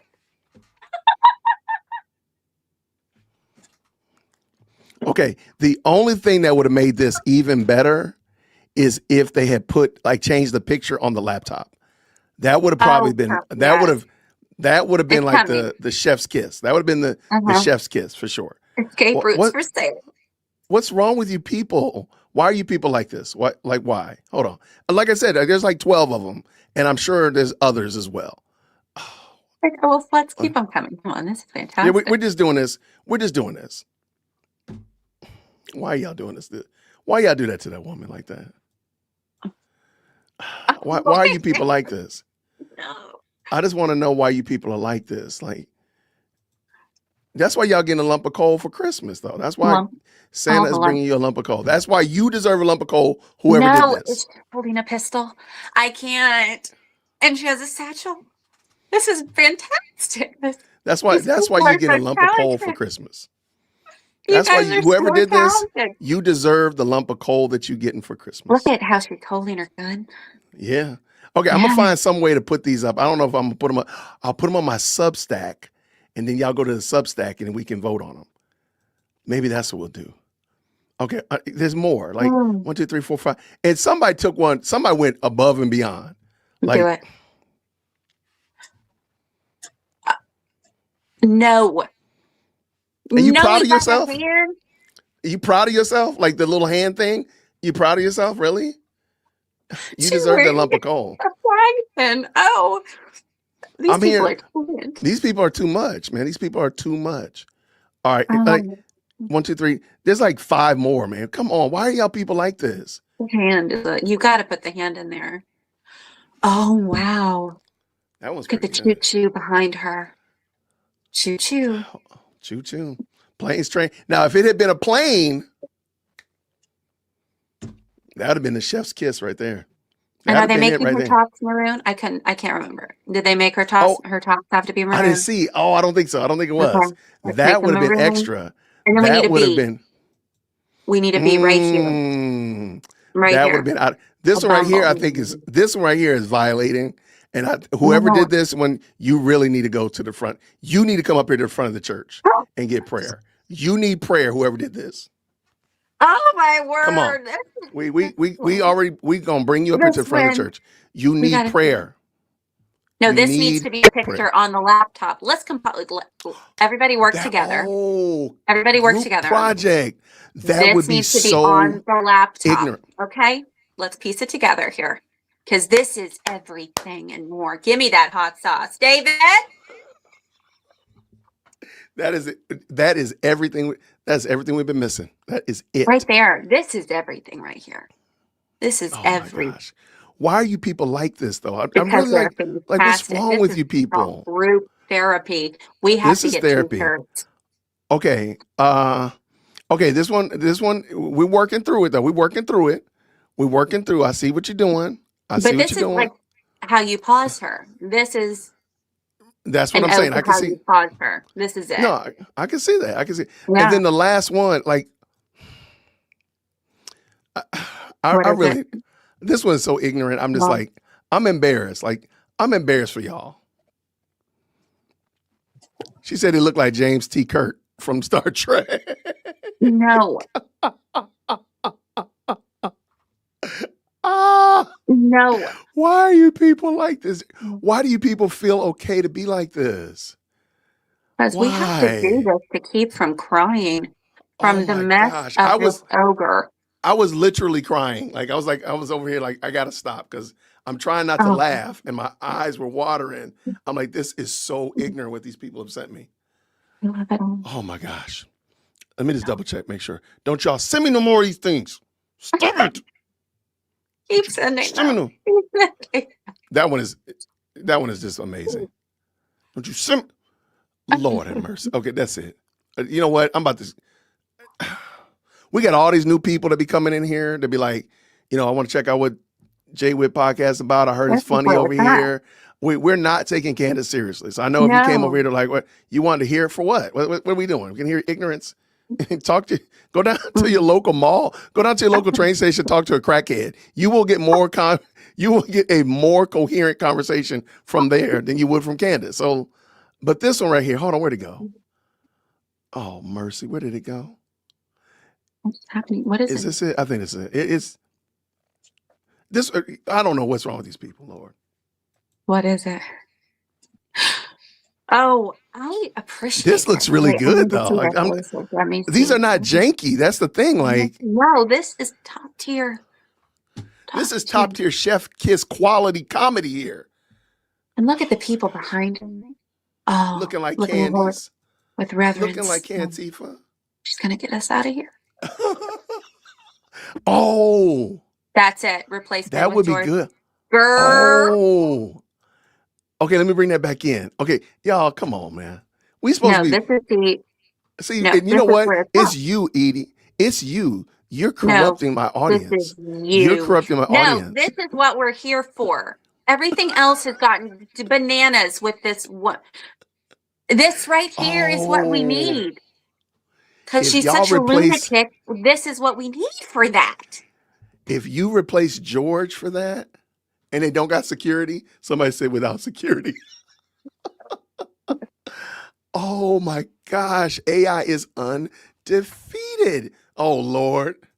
MT said, I got you. So y'all know what that means. Oh, wait, That we're mean- waiting. y'all, And to y'all know what that means. Oh my gosh.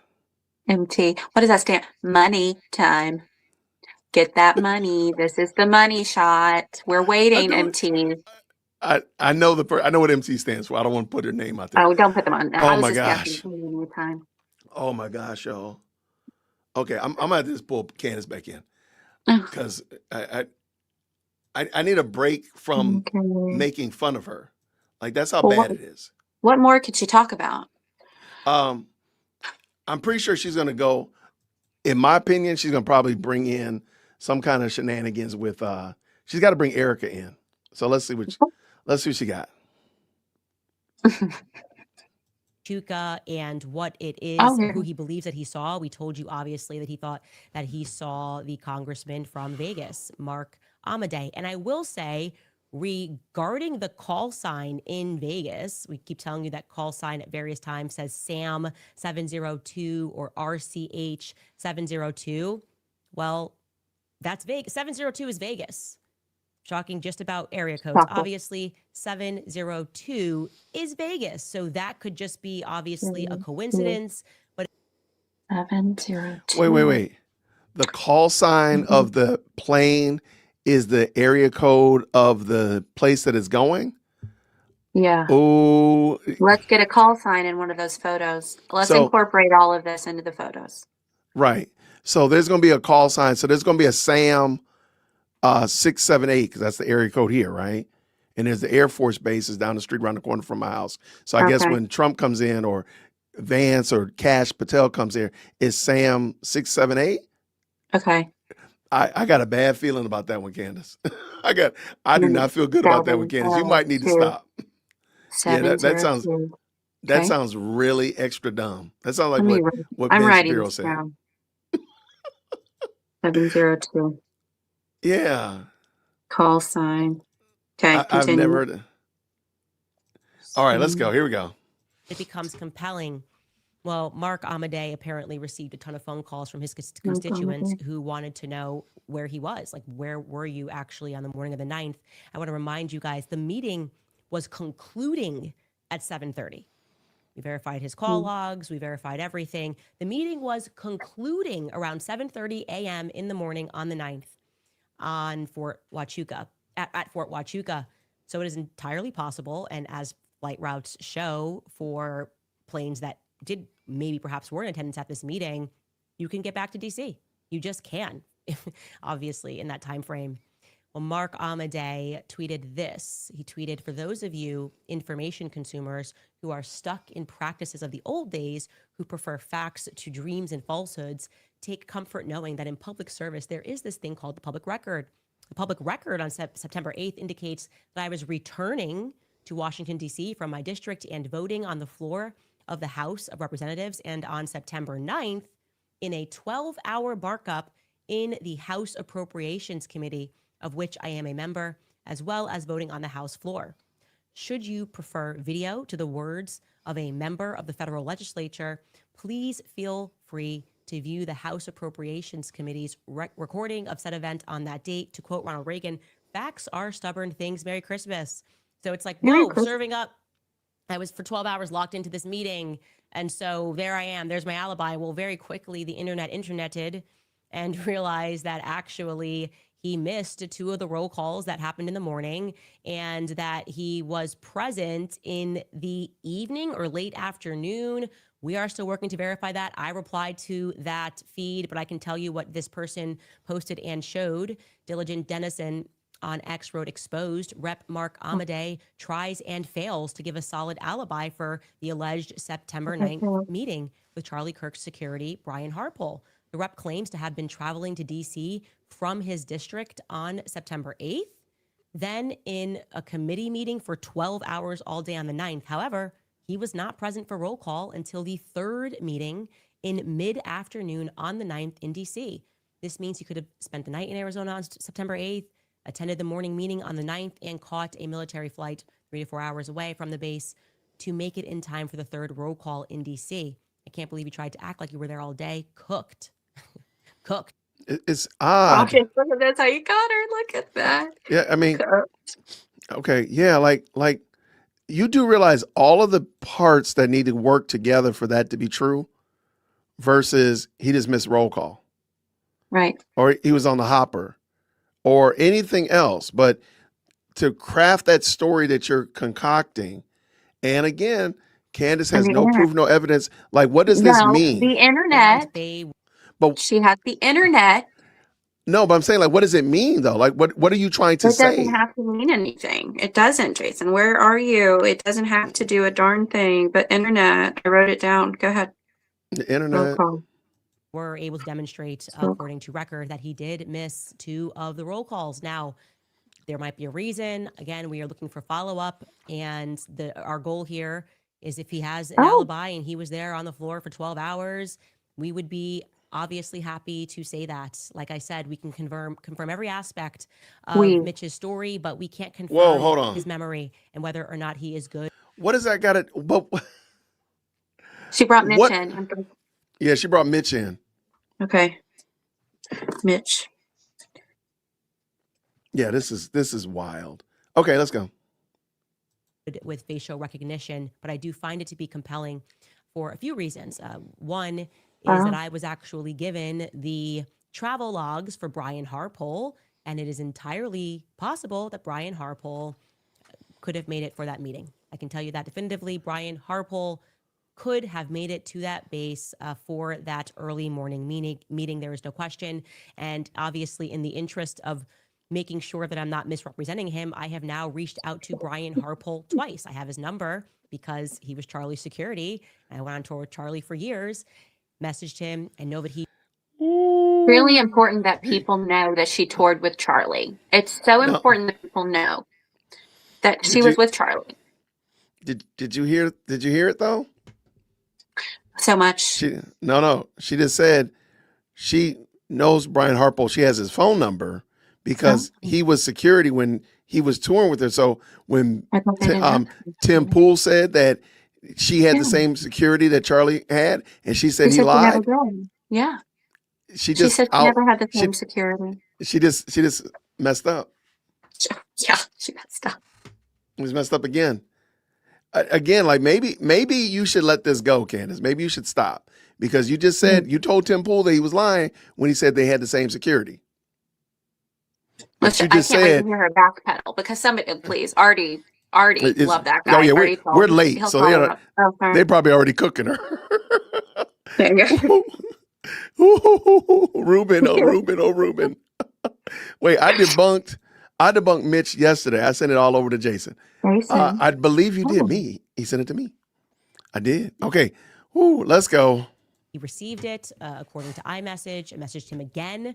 I messaged him, just so we're clear, before we went live yesterday, and I messaged him again since, and I asked him, hey, look, we're only in the interest in telling the truth. If you were somewhere that morning, let us know, and we'll clarify that. You would think that he would jump at opportunity because why would you want to have people even thinking or surmising that you could have been at this meeting when you can easily debunk it? We got crickets from him again. Yeah, girl. It could turn out that it was a Brian Harpole lookalike. It is totally plausible that he just mistook someone's identity, and I am totally open to that and just looking for more information. There was one person Hold who we on. are vetting. Why do you think she's all of a sudden now saying that there was a Brian Harpole imposter? Why do you think she said that all of a sudden? Because before she knew emphatically that it was Brian Harpole. Now all of a sudden it's a Brian Harpole imposter, or maybe somebody that looks like him. How interesting is that? I wonder why all of a sudden she now has some new revelation. I think this is adorable. who believes that they have evidence that the people that Mitch saw were in fact on that base on that date. We will keep you guys obviously I've never seen her do posted that with on her hands now. before. Something else interesting happened. I have been sent. I've never seen her do that with her hands before. That was a signal. Yeah, it was a signal that I'm really nervous about what I'm saying because she's trying to walk back a lot of the stuff that she said. And a lot of stuff that Mitch said, because the stuff that Mitch said is not true. It's been debunked left, right, and center. And she knows that. And so she's trying her best to save face and try to walk it back and be like, well, hey, we don't know all that. Oh, my word.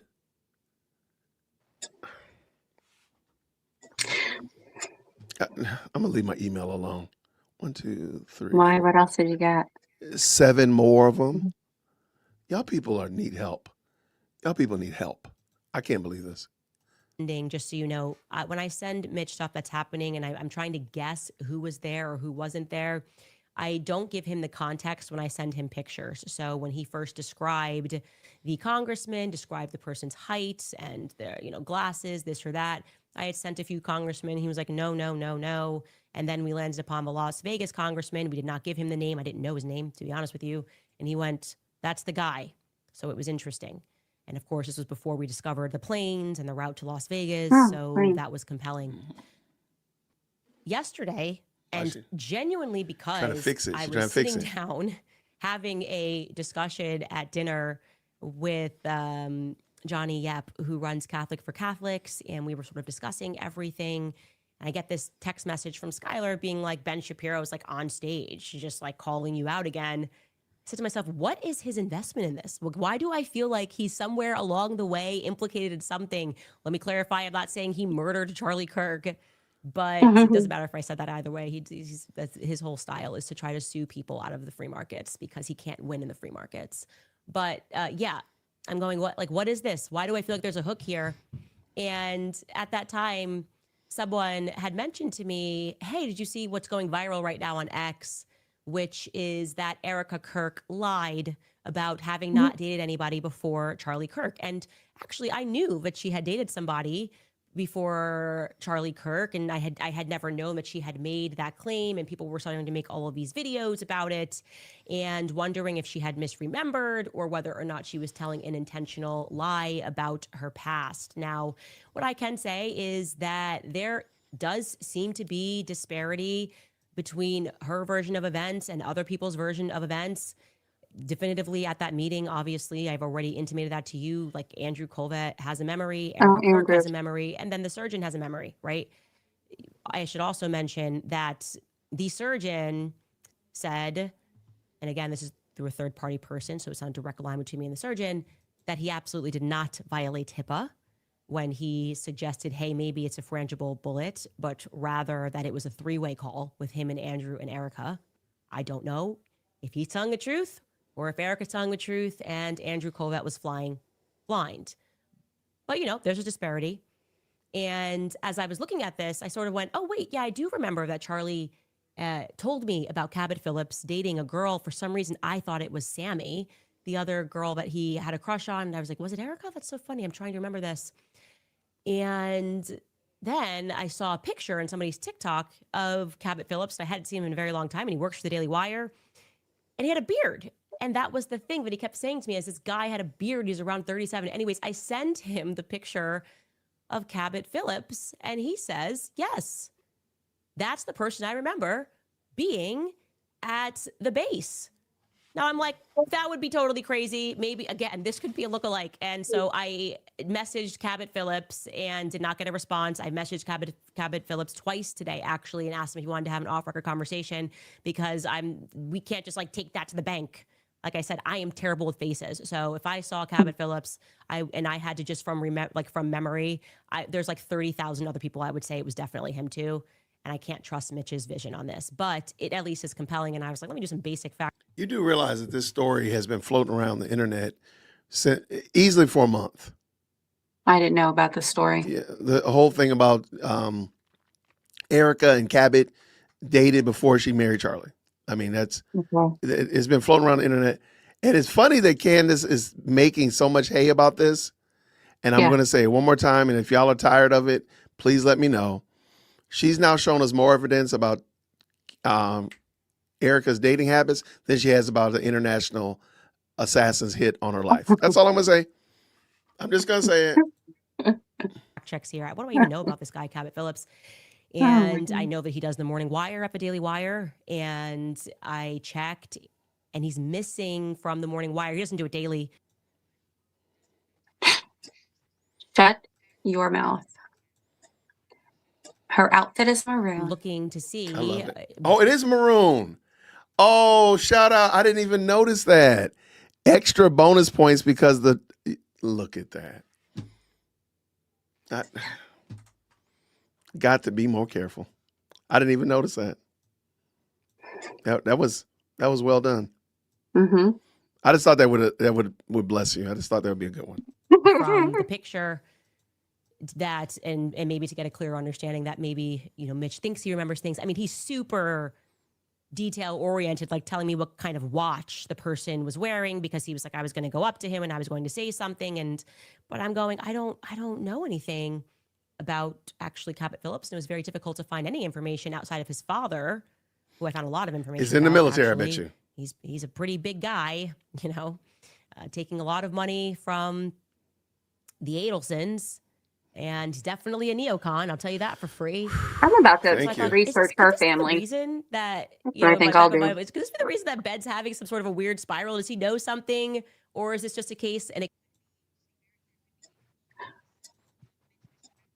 I don't even care. Whatever. Whoever did this. Okay, we have to do like there's bees in it. There's planes. I like the planes. That there's that level. The little details. I don't know who this man is, but you know what? I'm giving it to him. This is good. I like the bee a lot. I like the bee. I'm here for the bees. I'm here. That was good. What do you think about that one? We have to start rating these or something. Well, now we need to add a tunnel. It needs to be a carefully crafted tunnel somewhere with something popping out of it. A tunnel is crazy. Oh, I just found this one. Darn it, same one. A tunnel would be crazy. Mm-hmm. I'm sorry, Candace. I can't honestly take this seriously anymore. I'm like, what the heck am I listening to? I'm not going to rage quit. I promise you. But I mean, no. How bad is that one? Is that supposed to be George? I think it's supposed to be George. I need maroon though. I need something maroon in there though. You well, gotta add something maroon. Old school, the sketch. I appreciate it, like but we that. do I need like to see that. the maroon. And then let's see, what else? I'm here for it though. I'm here for it. Hold on. Because there is one that I think is just like you're really wilding out. Show here it is. I think we already saw that one. I'm sorry. That's fun. Yeah, I like that. Yeah, you got the finger, you got the hands, okay, and of course the bucks. You got the money there. I like that. Money. I mean, there's nothing maroon there, and I don't see any bees. So I don't know. I don't want to take away points for that, for lack of that. But this one right here, this person understood the assignment. This one right here, this is crazy. Oh, wrong one. Sorry. Sorry. That looks just like the other one. Right. Oh. You'll see it. It looks just like that one. But this person understood the assignment right here. There we go. All right. Hope I did it right. Did I do it right? They understood the assignment. Why are you people like this? Wow. Look at that smug grin on his face, too. I mean, you got Candace looking like Harriet Tubman. His little side swoop. I like that. If I could just get a little bee, maybe a Ninja Turtle in there, that would be a, that'd be some business right there. Okay, let's get done. Are we gonna finish this? I don't know. Let's get done. Didn't give him the context because it didn't say this is Erica's ex-boyfriend from 2017. And I just found that to be interesting. And so why I do you don't know care? what the reason would be to say that you didn't date someone. You did. And I don't understand it. I genuinely don't understand that at all. And the internet did pull this up, which I think we can show that. Yes, we're that couple who gets painting lessons together. Okay, they were There's a lot of social painting. media activity between her and his family. I was also really compelled by how close I'm she is done. with her cousin, I'm done. this Nicole Rothstein, who defends her in the comments currently, by the way, and says, Erica people were asking why it seems like now there's this bend towards Israel, and Nicole Rothstein was like, I'm her cousin, she's half Jewish. I did not genuinely, Oh, I that's why she didn't know hates that her. she was part Jewish. I don't know about any of this at all, Ah. but it is interesting that they had a relationship, and I don't know why that's being wiped from the memory. There's nothing wrong with having a relationship before you find love of your life at all. And so I'm hoping. Okay, so if that's the rule now, Candace, you're now opening up that everybody can look at all of your life I'm and writing all it of down. your complexities and Mhm. such, and do the exact same thing. Mhm. Like that's just that somebody said it, gossip girl. Like that's all that is gossiping.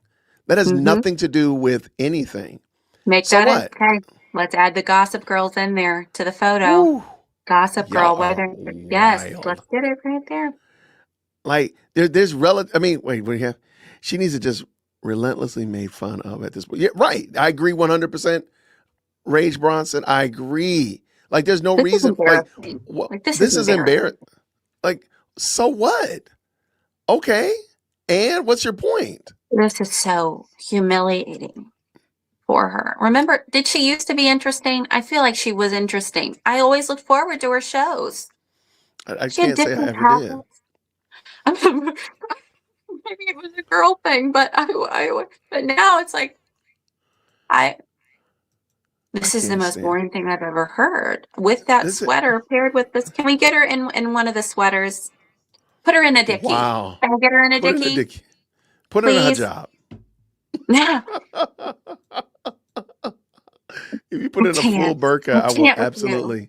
I will absolutely unequivocally not. Okay. Like we there's Okay, something wrong with this live chat. The best live chat on the internet has been it is. corrupted. It has been No, corrupted. I don't know why is the best live chat on the internet doing this to me? Why are y'all doing this to me? People are like, man, look at the like this blazer, dude. the dual Like, plaids. wait, did I miss something? Hold on, wait, let me bring it back. Let me bring Look it at the back. dual plaids, because she wears that plaid tweed blazer. Oh, I didn't see that. Yes, look at that. Oh, that's Look at her. powerful.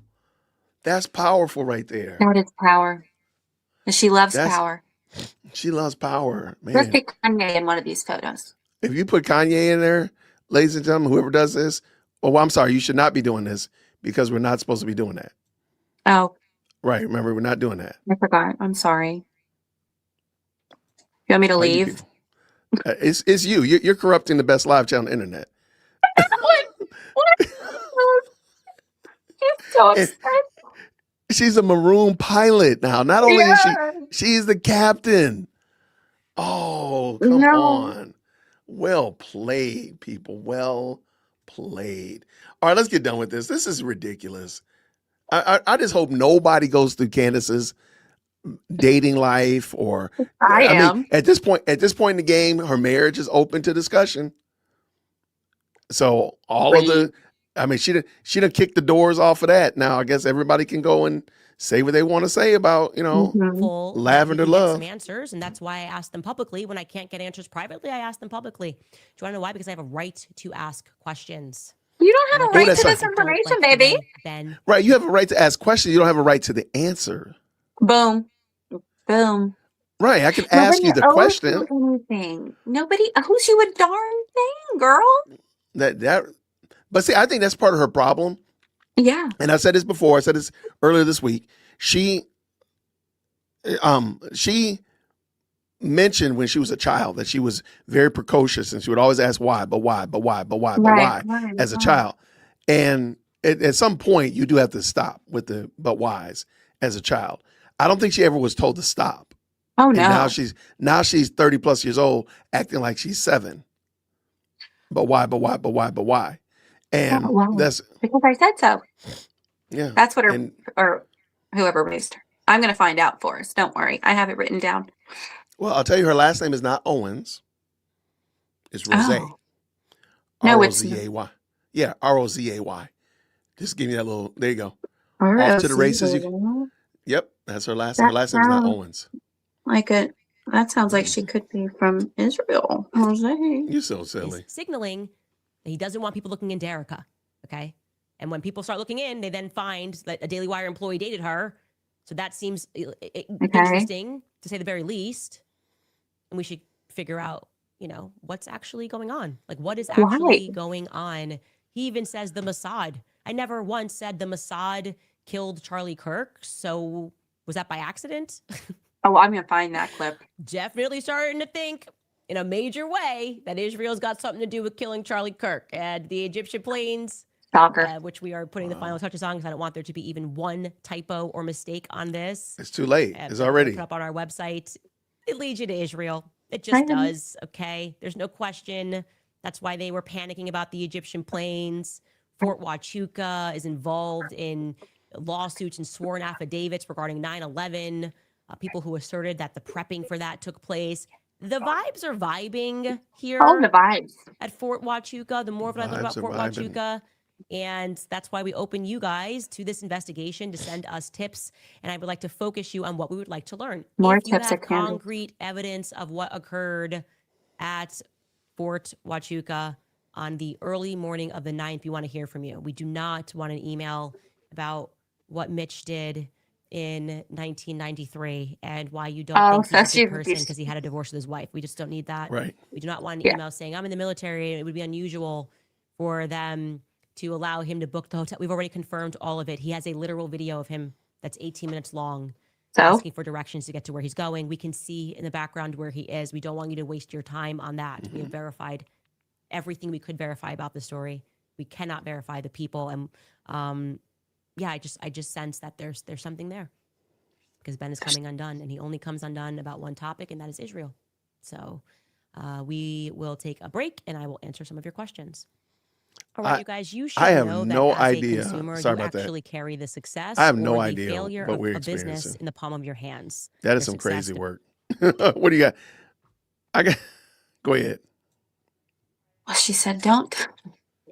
I would love to know how many emails she's gotten about Mitch, because that really Oh, yeah. bothered her. Don't send me She- that. Basically, I want you to send me an email with everything I want to hear in it. Right. I And want you not to things send me that an email corroborating. corroborate my delusions. Right? Don't tell me that it could be wrong. I need you to tell me it's right. Tell me it's right. Stroke my ego. Slayer Princess with the 5. Candy projecting. She is scared, not Ben. Yes. Also, she is dressed like a Mormon Polish communist bee. Honey bee. No. Thank you for the 5. Amy says this with the 2. Candy looks like mentally Ilhan Omar in a hijab. That is amazing. Ilhan, right there. That girl is That is Amy. that is it. Natasha says this with a €2. She is nothing. She's a nothing burger stuck in an infinity loop, which I yes. agree. Like, what is the purpose of this? Why bring up somebody's dating history when you got such a checkered past your own self? Candace then opened up and put a target on her history. And let me tell you something. It's not that cute. Doge email and WhatsApp messages. Andrew, K or nah? That's a good point. I don't know if about the Doge email, but definitely that WhatsApp conversation came from Andrew. I don't know. His name is in there a lot. Right. Could For he the be wrong their reasons. mole? He could be their mole. I don't know. She hasn't said anything that changes what Ben said. Right. She doesn't. She can't. Thank you, Slayer, again with the 2. And coming back around, Burgundy with the 2 as well. Shapiro was unshooketh. Yes. Also, she giveth the ick. Yes. No, you're correct. You are right on the money. Yes. What do we got here? Andrea says this with the 5. She has to be the most jealous woman I've ever seen. The lengths she will go to destroy the people that didn't pick her is astounding. Yes. No lie. No lie. Let's keep it going. I was Lily says thinking of this. Mm-hmm. Does Dennis Prager sent a long letter asking Mm-hmm. to speak to Candy about her anti-Israel stance. Mm-hmm. And she never took him up on that offer. Of course not. Why? Like, why She never would she even when mentioned it, and it was so kind, the letter. it was very nice? Yeah. Mm-hmm. Captain Can Dum Dum Oh, my of the Lord. Starship Enterprise, that outfit. Okay. Okay, we're going to I'm going to put it up on my Substack, and I'll put a community post and tell everybody to go to the community post and tell me which one they like. But I got to find a way to make sure we can vote on it because there's a lot of them. Okay, I'll figure it out as soon as we get done. You have to do it. These are fantastic. They're amazing. Yes, we just need the tunnel. Sorry, go ahead. Yeah, make sure the tunnel's in there. No worries, brother Jason. No worries, brother, for this brother Jason. This one is an Edie and would never put her in a 0-second timeout. Love you, Edie. You are a star. Thank you so much, Mike. You got your own fan club over here. We were already like this. No, Jason. We were already like this. You ruined them. You messed them up. Okay, watch this. If you are not messed up from Edie and her shenanigans, could you please go over to her channel real quick and subscribe? There you go. Make sure you subscribe and leave her a green heart. Let her know I sent you. Go and just flood her channel, push her above 1,000, get her there. Let's go. Otherwise, I'm gonna do a marathon. What is she going on about race? I'm sorry. She is going for a race bait. Oh, and again, she is the only one that can make money. I don't know, Blue Moon. Thank you for the 5. Apparently, only Candace can. And Amethyst says this with the 2. She's becoming more predictable. Yes. The discerning. Absolutely. And we got Grind Princess in the building, always supporting the channel. Blessing, always being a blessing. Candace is lying. Ben was responding to her Crisis King tweet at the party. Right. Absolutely. She then doubled down and attacked him on Twitter, stating that the scripture wasn't about him. There you go. And by the way, Crisis King isn't a scripture, by the way. It's a fact, but it's not a scripture. I don't think Candace knows that. He doesn't. Phantom says this with the 2. Christ is king, but of what exactly? King of Jews. There we go. Phantom's always going to come in. I appreciate it. And then when we have Meryl with the 10, Candace's sweater looks like the Utah Mormon bee. That's something. I mean, it is ugly. It is ugly. It is an interesting. Utah Mormon beehive. Yeah, it does. What do we have? Shasta says this with the 5. Something is off. She's giving Bumblebee vibe. Why y'all keep Bumblebee vibe? She did it. I can feel it. Sorry. This is insufferable. He is insufferable. Oh, no, there's no lie there. Blue Moon with the 10 says this. Shame on her comparing what she did to herself to slaves. She sounds like a woke feminist, but that says he told me a joke is like he asked me unbelievable. Razz me unbelievable. I'm not certain I get that. It's like he razzing me unbelievable because her name is Rose. Oh, yeah, Rose. That one I'm reading. No, I totally get it. Hey, thank you so much, Whitney, with the 5. No question, no comment. Just love of the game. And we got Brookie up in the building. Welcome, Brookie, who, as a brand new member, thank you so much for joining. Per Chat GPT, Ben Shapiro had never taken Candace to court. Oh, he hasn't. I thought he turned into bankruptcy. That's what I don't know. I don't know what she's talking about. She said into another bankruptcy. What's happening? I'm gonna leave that alone. I'm not gonna say nothing. I don't know what's happening. Phantom says this. She wasn't with Charlie Kirk 7 years. How know if they were close? Wait, let me see. You talking about Candace wasn't with? Oh, I got it. I think I'm picking up. Candace wasn't with Charlie Kirk when he met Erica, or how does she know that they're close? I got you. Thank you, Phantom. I appreciate it, brother. All right, we're gonna get around these bases. Whitney says this with the 2. Candace is the common denominator 100% of the time. Isn't that funny? Yeah. Every time there's a problem, anytime there's a conflict, it's something around Candace. Why is that? And then we got this 5 right here. Candace is jealous. No, not head of TPUSA, not invited to his memorial, and now AmFest. I mean, there we go. Candace's audience are the abusive relationship with her. I pray for their freedom from the spiritual bondage. I want to exercise Candace so bad. I agree with you. I agree. Amy says this with the 5. She's getting done to her. She's getting done to her what she's been doing to others, and she can't stand it. It's going to get worse. It's going to get far worse because, as Rage Bronson said, we're just going to mock her. We're not even taking you seriously anymore. We're no longer even playing that game. We need montage of Candace Owens video pauses. Yes. What you mean? Oh, my Of all the still frames? screenshots. Those are fantastic. Oh, okay. And then you I make them got your background one day. that would be ridiculous. Mm-hmm. I mean, my sign. I have my sign. My sign that's going back here. Oh, Wait, hold on, wherever it is. you put Sorry, her get her out awful of the way. sweater back up there. Yeah, I got my sign. It's ready. It's going to go on this wall. It's not going to go back here because it'll mess up the camera. Oh. But it's sitting in the living room right now. I What don't know why I was sign? telling you. It's this sign. Literally, it looks just like that. It looks just like this, Oh. but it'll be over here on this wall Oh. because it messes up the camera doesn't focus on it correctly. I'm not 100% certain why I was telling y'all that. Because I we just kind of wouldn't got know. on. Because we said it could be your background. Yeah, I just got off Yeah, task. we'll frame Everybody's it like, for man, you. what's going I'll on with send this it show, to man? The guy's losing his mind. Okay. TPUSA people are on video clapping. Right. I Wait. know. She said they were booing him. Yeah, I don't know what you're talking about. Like, Candace just be making up stories and people just going with it. Mm-hmm. Thank you, MT. And then let's keep it going. Slayer with the 5. So does Ben have the right to free speech or just Candace and Tucker? Because I'm entitled to have an opinion as much as Candy is. Mm-hmm. I can't argue with that. I can't argue with Claire either. But she says this. Charlie tweeted that he admired Ben. Lies again. That's what I think is happening. She says this stuff and she's getting pushback because she really does. Her thermometer, if you will, her temperature gauge is Twitter. She loves to be on Twitter, and the more she gets pushback and such like that, I do think that's why she comes in hot. So we'll see what happens.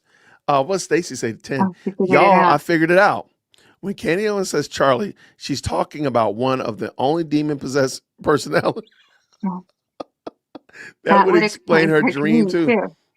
Listen. There you go. Yeah. Yes. Listen here. Rhythm says it was a 5. According to Candace's own logic, it must mean Ben is doing something right. I'm going to press into my support of Ben, Jews, and TPUSA. Christ bless them. I like that logic. Yeah. He must be doing something right. Tucker won't debate Ben. Thank you, Patrina, with the 2. And then MT coming back around the block. Arabs traded black people, not Jews. Like, where did she get that from? That was such a wild take. Does she not? She doesn't read her Bible. She doesn't understand that Jews were slaves as well. Did she even read that? You said yesterday she couldn't find Genesis. She couldn't find Genesis if there was only 5 books handed to her, man. She can't. Oh man. Curtis says she's big man. She's very mad. That is the truth right there. Thank you so much, man, for the $20 super. And then we got a gossip mongerer. And that's true. That's all. Like, how would you bring up somebody else's dating history? You just sat down with that woman on Monday, and now on Friday you bring up her dating history? Okay. That's why you never sit with a malignant narcissist. Harriet Salesman. Thank you for the $2. Okay, we need Harriet. We need Harriet. A picture of her going door to door selling bootleg Girl Scout cookies. Let me see. Hold on, let me double check. Lord. Okay, I'm quitting. Okay, I'm rage quitting. No, show me. I'm not even trying to be funny. Y'all, why are there 9 more? I can't with y'all. There's 9 more. I can't mess with y'all. Tell them. Candace social autopsy narcissism Dr. Owens. Yes. It's a long name. She just backed up Tim's claims. Right. There we go. See, Tim said that they had the same security. And she said it was a lie. Then she comes back and says it was true. Bully Mom says, you're so much fun. And I'm always laughing. You're the GOAT. I think her followers are the hateful Palestinian protesters and the psycho white liberal women. I'm white. And the truth is not racism. I'm with you. Thank you so much, Texas Bully Mom, for the 10. I will pull up these pictures. Y'all are wild. I can't believe y'all. Thank you so much. All right, what do we have here? Exposed from George Webb. Erica was taking care of her mother on September 8th, 9th, and 10th. The people know that I don't think your whistleblower saw Erica. I didn't even know that. I didn't even check. But I don't think the whole story was dumb to start with. Like, now she's gonna say that the Philip whatever his name was there too.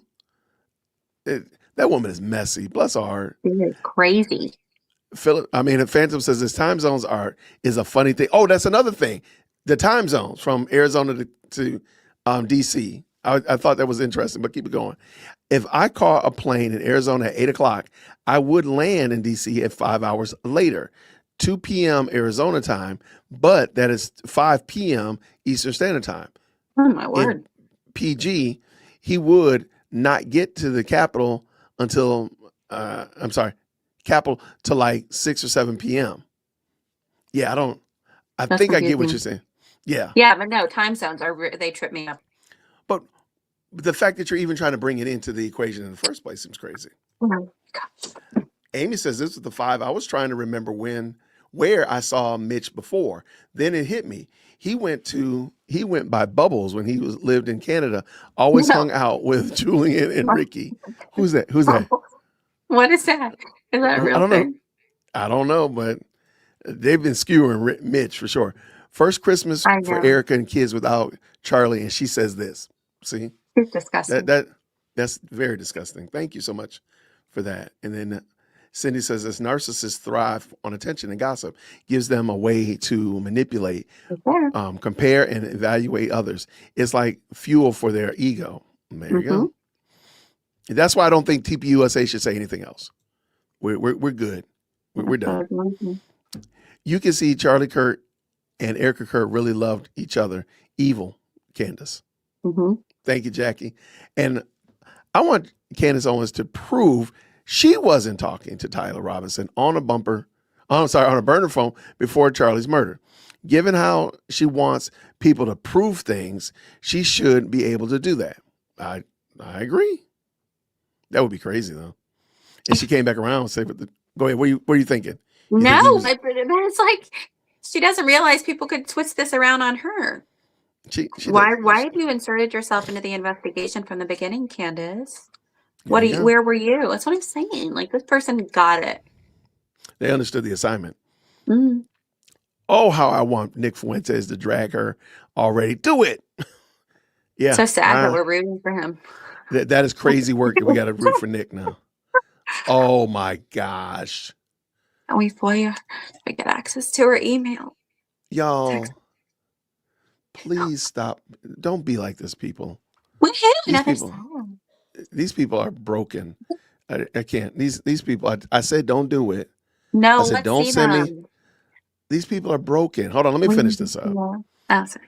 Kim said this. Look at slave owner Owens race baiting after she had said on the Breakfast Club she never dated married black men because of IQ incompatibility. She sure did. Shut up. Yep. She did say that. Yes, she did. Yes, she did. She sure did. Do we think she That hates her woman own race? I think she hates herself. Mm-hmm. Chad had a dream. In our dream, Candy did it. It's true. Our dreams revealed it. Thank you.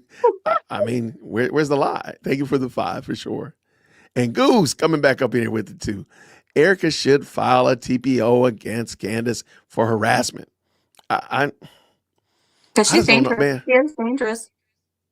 Candace is. Yeah. Uh-oh. G.I. Jen said, too, I submitted multiple FOIAs on George Farmer. Well, let me know when you find him. I'd like to know. I want to know. Jay Witt was my best discovery in 2025, most electrifying podcast. Thank you so much. Same. But for Candy, I wouldn't have found you. Well, I'm so glad thank you, Candy. Well, there you go. Thank you, Candy. Wait till you see these pictures. Candace given I can't believe I used to go out with you ex-girlfriend vibes. Ben was cool as a cucumber in his takedown of Candace. She's gone. Yeah, she gone. Keep this going. Yeah. Craftsman said this with the 5. Black Hebrew Israelites make the claims that Jews, which they consider fake, enslaved black people. Kanye also makes this claim. That's a very good point. I forgot about the Hebrew Israelites. They do say that. Thank you so much. And we're going to finish it. Brandy says this with the 5. Love her being on one about Fort Huachuca base. I live there if you need intel. No. Uh-oh. Hold on now. Uh-oh. Hold on now. Is it okay to pray for Erica to sue Candy? I'm struggling with that as well. What? I don't know. I pray it all the time. I've been praying it. I've been praying it. I've been praying they all sue her. I know. I'm just saying. I just want like lawsuit-a-palooza. I just want them coming out of the sky. Okay, what? When these things come in, they come in mixed, So so they're excited. not all. Yeah, they're not all in the same order. I was thinking they would come in, and this one is here. It is right here. Okay, y'all. Why are y'all like this? Ninja Turtles on her shirt. The Ninja Turtles, the maroon. Now you know. Now come on, we don't have any bees. I got to get a bee or two. Maybe one that splattered on the windshield. But we have the Egyptian flag. You know what? I think I'm gonna have to do this different. I'm just gonna share screen. Let's say I just share the screen because some of these people, y'all really, you all are really wild. You all are really wild. It's going places. Who's going places? Candace. Candace she is going places on that plane. And her Ninja Turtle light. That was something. They put the Ninja Turtles on her uniform. Okay, let's see them. Shut up. But we got the Ninja Turtle in there, though. We got the Ninja Turtle. There's bees in here. She's in a hijab and is maroon. I can't talk to you anymore. That one's pretty good. I got to give you that one. That one was electrifying. I ain't gonna lie. Hold on, there was another one. I don't even know how this. These are all. Why? That's talent. These people are talented. Are you ready? Okay. Okay, so I need you to get the visual of the outfit that she was wearing, okay? The outfit that she was wearing. Remember that? The one today? Okay. Yes. No. Why are you people like this, man? Why are you people like this? Why? Why are you like this, man? I mean, she is ready to say to infinity and beyond. She is ready. She is ready to go. Look at that. Man. Look at that. That was pretty good. That was great. Okay, shout out for that one.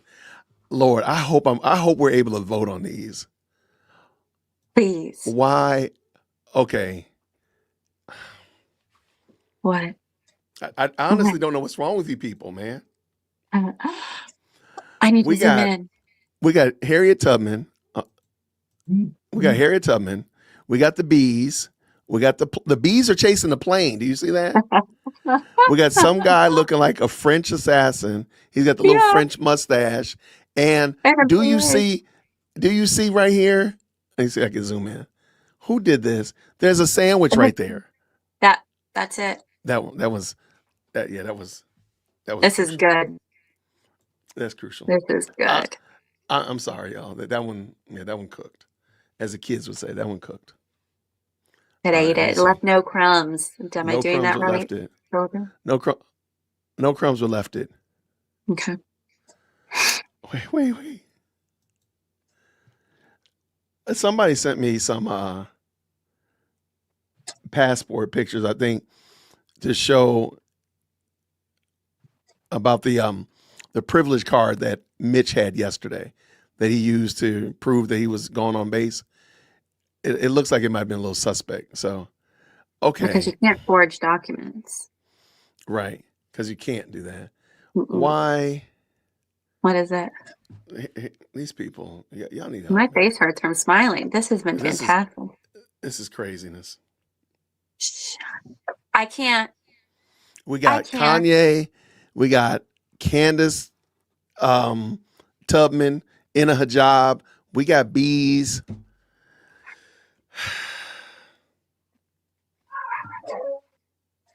Amazing. All right, let me see. I still have more. Okay. Note to self: don't ever challenge these people not to send you anything again, because they're going to send you it. Don't do that again, Jason. Do not do that. This is like a song. This is y'all. Okay, we're done. Okay, I'm calling. I quit. I'm throwing in the towel. Somebody has sent me the 12 Days of Candace song. Oh my gosh, yes. I'm done. I got to It's quit a now. At this song. point, it's a song. I Oh, got to play quit. it. Play We it. Play it. Play it. we got to quit. Play it. Please Play it. make sure that you've liked this video. Please make sure that you've gone to Edie's channel and liked and subscribed to her channel. It's Please the make best sure day of of my that. life. Play this This song. is why are you people like this? And I'm not going to say who it is. I'm not going to put them on blast because I don't want y'all going to tell these people that they need help. But I can't Love believe them. this. I love these people. These people are the best. These are my people. Okay, here we go. Green hearts in the chat when you can hear.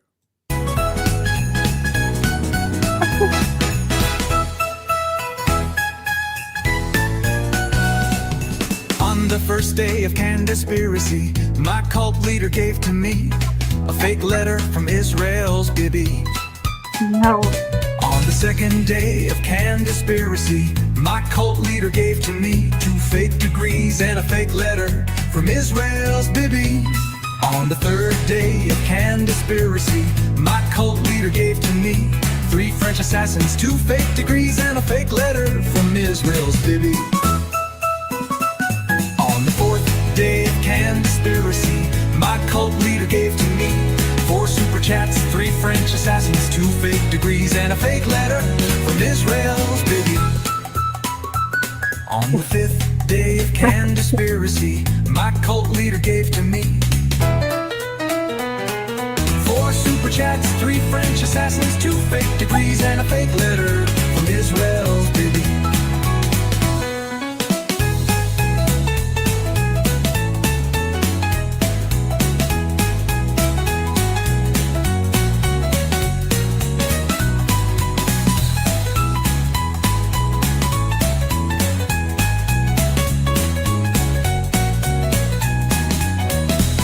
On the sixth day of Candaspiracy, my cult leader gave to me 6 sources tips, 5 Egyptian planes, 4 super chats, 3 French assassins, 2 fake degrees and a fake letter from Israel's Bibi. The seventh day of Candaspiracy, my cult leader gave to me 7 narratives spinning, 6 sources tips, 5 Egyptian planes, 4 super chats, 3 French assassins, 2 fake degrees and a fake letter from Israel's Bibi. On the 9th day of Candaspiracy, my cult leader gave to me 8 facts are missing, 7 narratives spinning, 6 sources tips, 5 Egyptian planes, 4 super chats, 3 French assassins, 2 fake degrees and a fake letter from Israel's Bibi. On the 9th day of Candaspiracy, my cult leader gave to me 9 bees are swarming, 8 facts are missing, 7 narratives spinning, 6 sources tips, 5 Egyptian planes. I need my Ninja Turtle. 4 super chats, 3 French assassins, 2 fake degrees and a fake letter from Israel's Bibi. On the 10th day of Candaspiracy, my cult leader gave to me 10 goalposts moving, 9 bees are swarming, 8 facts are missing, 7 narratives spin, 6 sources tips, 5 Egyptian planes, 4 super chats, 3 French assassins, 2 fake degrees and a fake letter from Israel's Bibi. 11 cell phones in Israel, 10 goalposts moving, 9 bees are swarming, 8 facts are missing, 7 narratives spinning, 6 sources tips, 5 Egyptian planes, 4 super chats, 3 French assassins, 2 fake degrees and a fake letter from Israel's Bibi. 12th day of Candaspiracy, my cult leader took off, went to Tucker Carlson's Christmas party. No.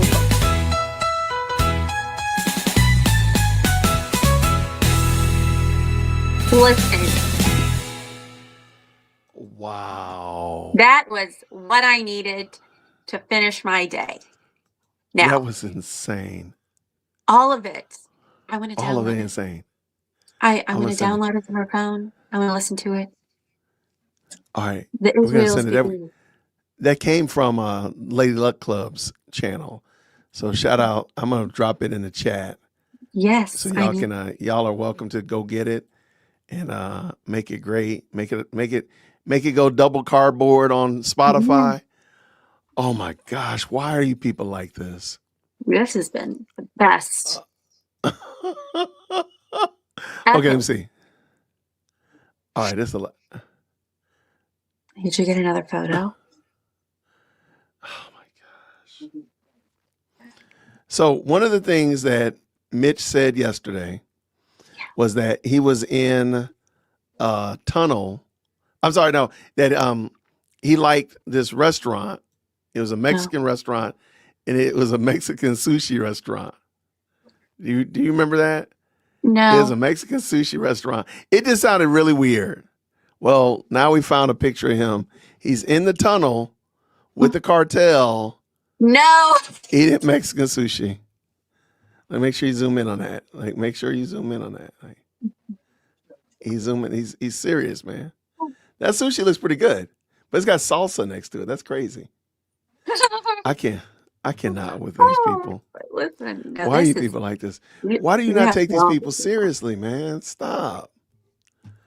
Oh my gosh. All right. Well, Edie, thank you so much for coming on.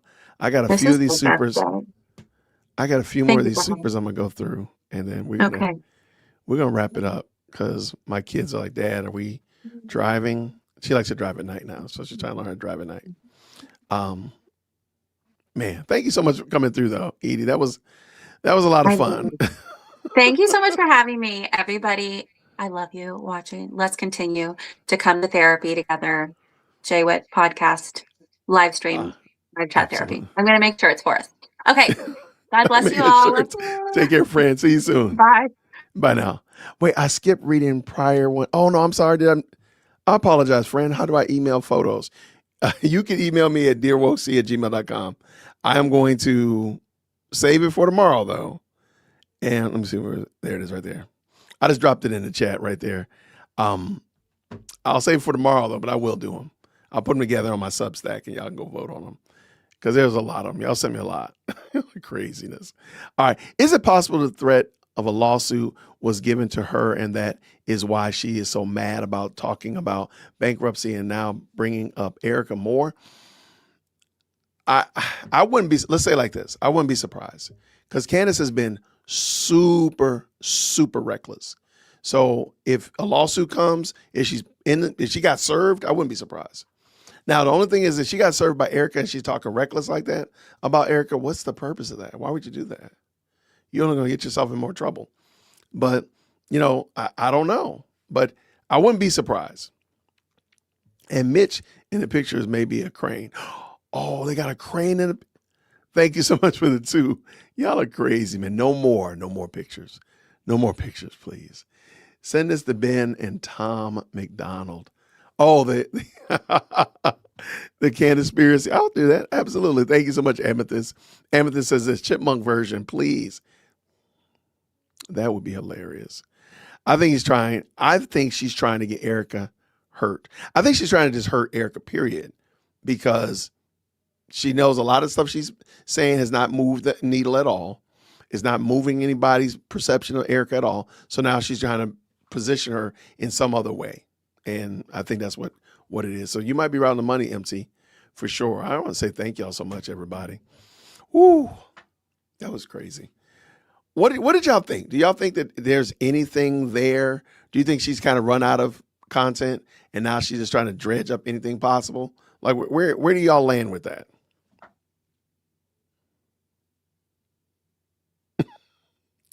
I'm not leaving. The chat needs Jesus. The chat needs Jesus. This chat needs Jesus. Man, okay. Well, all right. Thank you.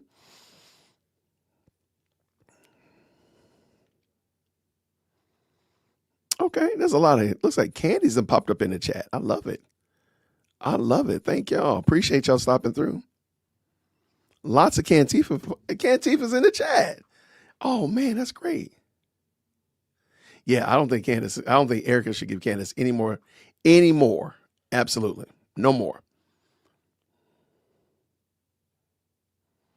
She's cornered by her own moves. I like how that works. Yes.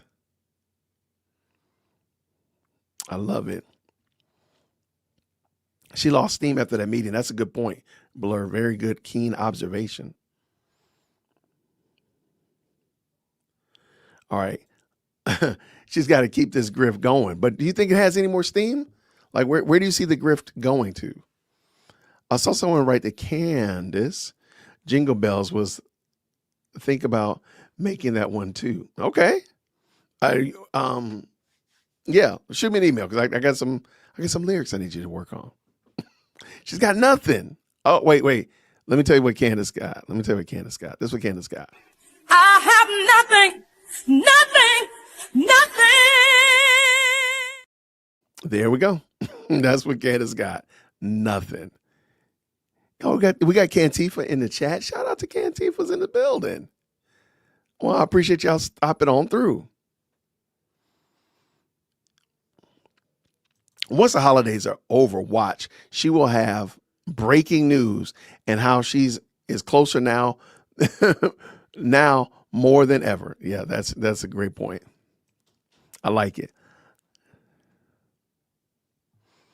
All right, what we got? Yes. No, I appreciate it. There's some good conversation. Looks like Cantifa done jumped into the chat. Shout out. Make sure you get your seat up here in front of the church because we welcome Cantifa to come here and get this work all the time. When do we meet again? Hold on, Lord have mercy. I'll be done shortly, my love. What doth thou need? We will be ready to go. She ready to drive, man. She like, look, I'm ready to drive, homie. The question is, when do we meet again? I believe I think she's going live on Monday. But I plan on doing a live stream on Sunday. Just clean the palette. Nothing. We might look at some body cam. Oh, next Sunday, the 28th, I'm doing a marathon. End of the year marathon. Just looking at some fun things. I got a lot of guests coming in. Just end the year strong, having a great time. There's lots of fun. We'll be looking at some old videos that I've done, some body cam, some laughing, got guests coming in, giving away books, all kinds of stuff. So that'll be the 28th at 6:00 p.m. But I'll put up the announcement early in my community post. All right, what we got? Hey, no problem. Thank you so much, S-File, for the joke, the laugh. Shout out to Bronson Rage. Y'all make sure y'all check out Rage Bronson for sure. Excellent content creator. He's been on the channel before and he produces some fantastic work. So check out what he's doing there. Of course, check out Edie Lowe as well. She was in here earlier, of course. Yeah, I think it's fair to say that Candace, yesterday wasn't Candace's shining moment with that guy. It was not. She could try her best. Jedi mind trick and try to wiggle. But really, when the smoke clears, that was terrible.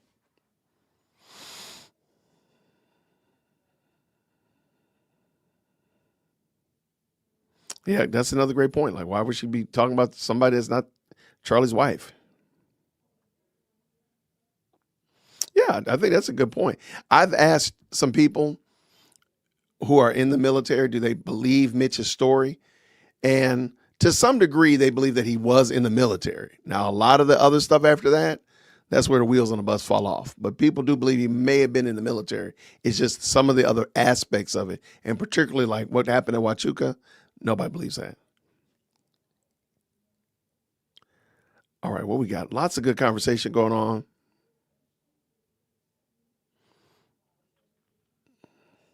You think she's just getting warmed up? Okay, we'll see. And don't forget, the Macron lawsuit dismissal hearing is the 9th of January. Let me just double check real quick. That's the 9th of January. So, she's going to have a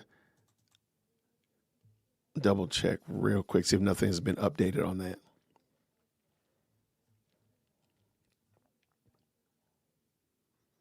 Yes. So that's still on January 9th. So we got that coming up too. I don't think that case is going to get dismissed. So that's going to be, that's going to go to trial.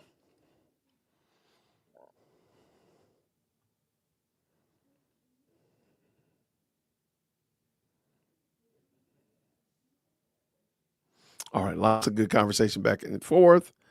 I see some good. Okay.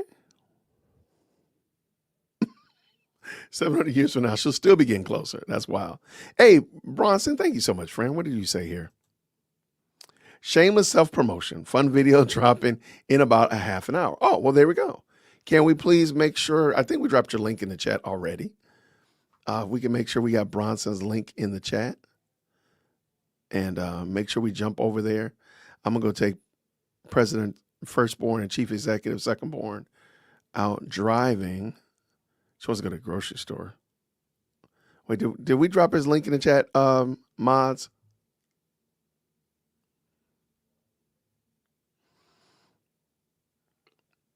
I don't see it. If you could, Apple, you got a lot going on in here. Maybe would you like to jump on real quick? I would love to hear what you have to say. Just let me know. Yeah, it would be great to have you come on and share your insight and wisdom. That would be insightful.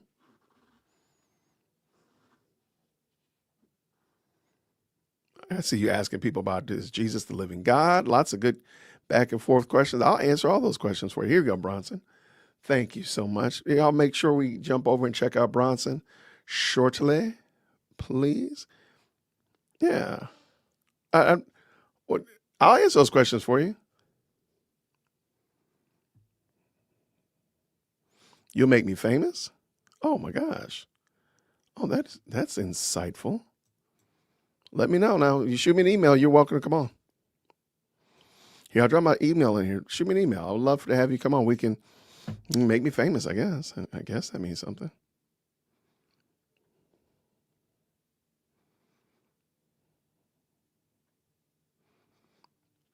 And thank you so much, Amy. I appreciate you, love. Amy says this: I started asking Candace how long you've been cheating on your significant other. When they get mad, I'd be like, I have reliable sources. I'm just asking questions. I mean, well, there you go. That's hilarious. What does that mean? You're welcome. Let me know. Shoot me an email real quick. I'll actually forego running my daughters out to go driving, and I will absolutely.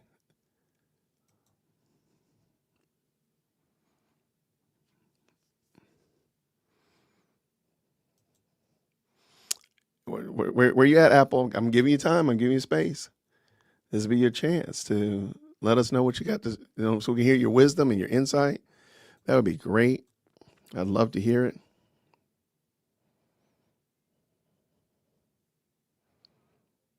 All right, what we got?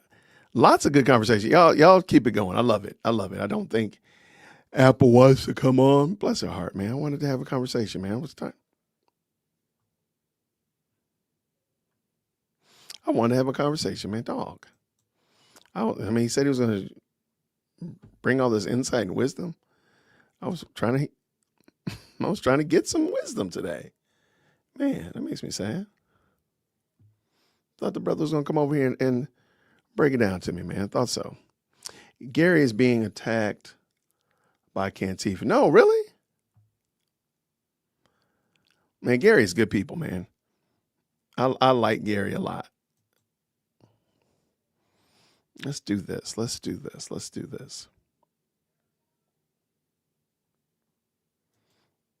All right.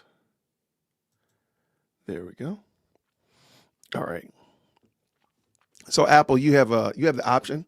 Why don't you shoot me an email? And I'll drop my email in here again, Apple.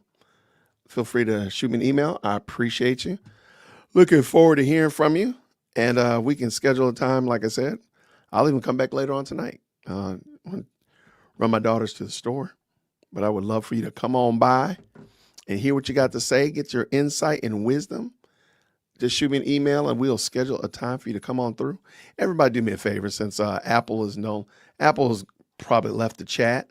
Why don't we just go ahead and flood the chat with the word Apple, or put an Apple emoji in there as we get ready to rock up out of here, everybody. Thank y'all so much for hanging out with us tonight.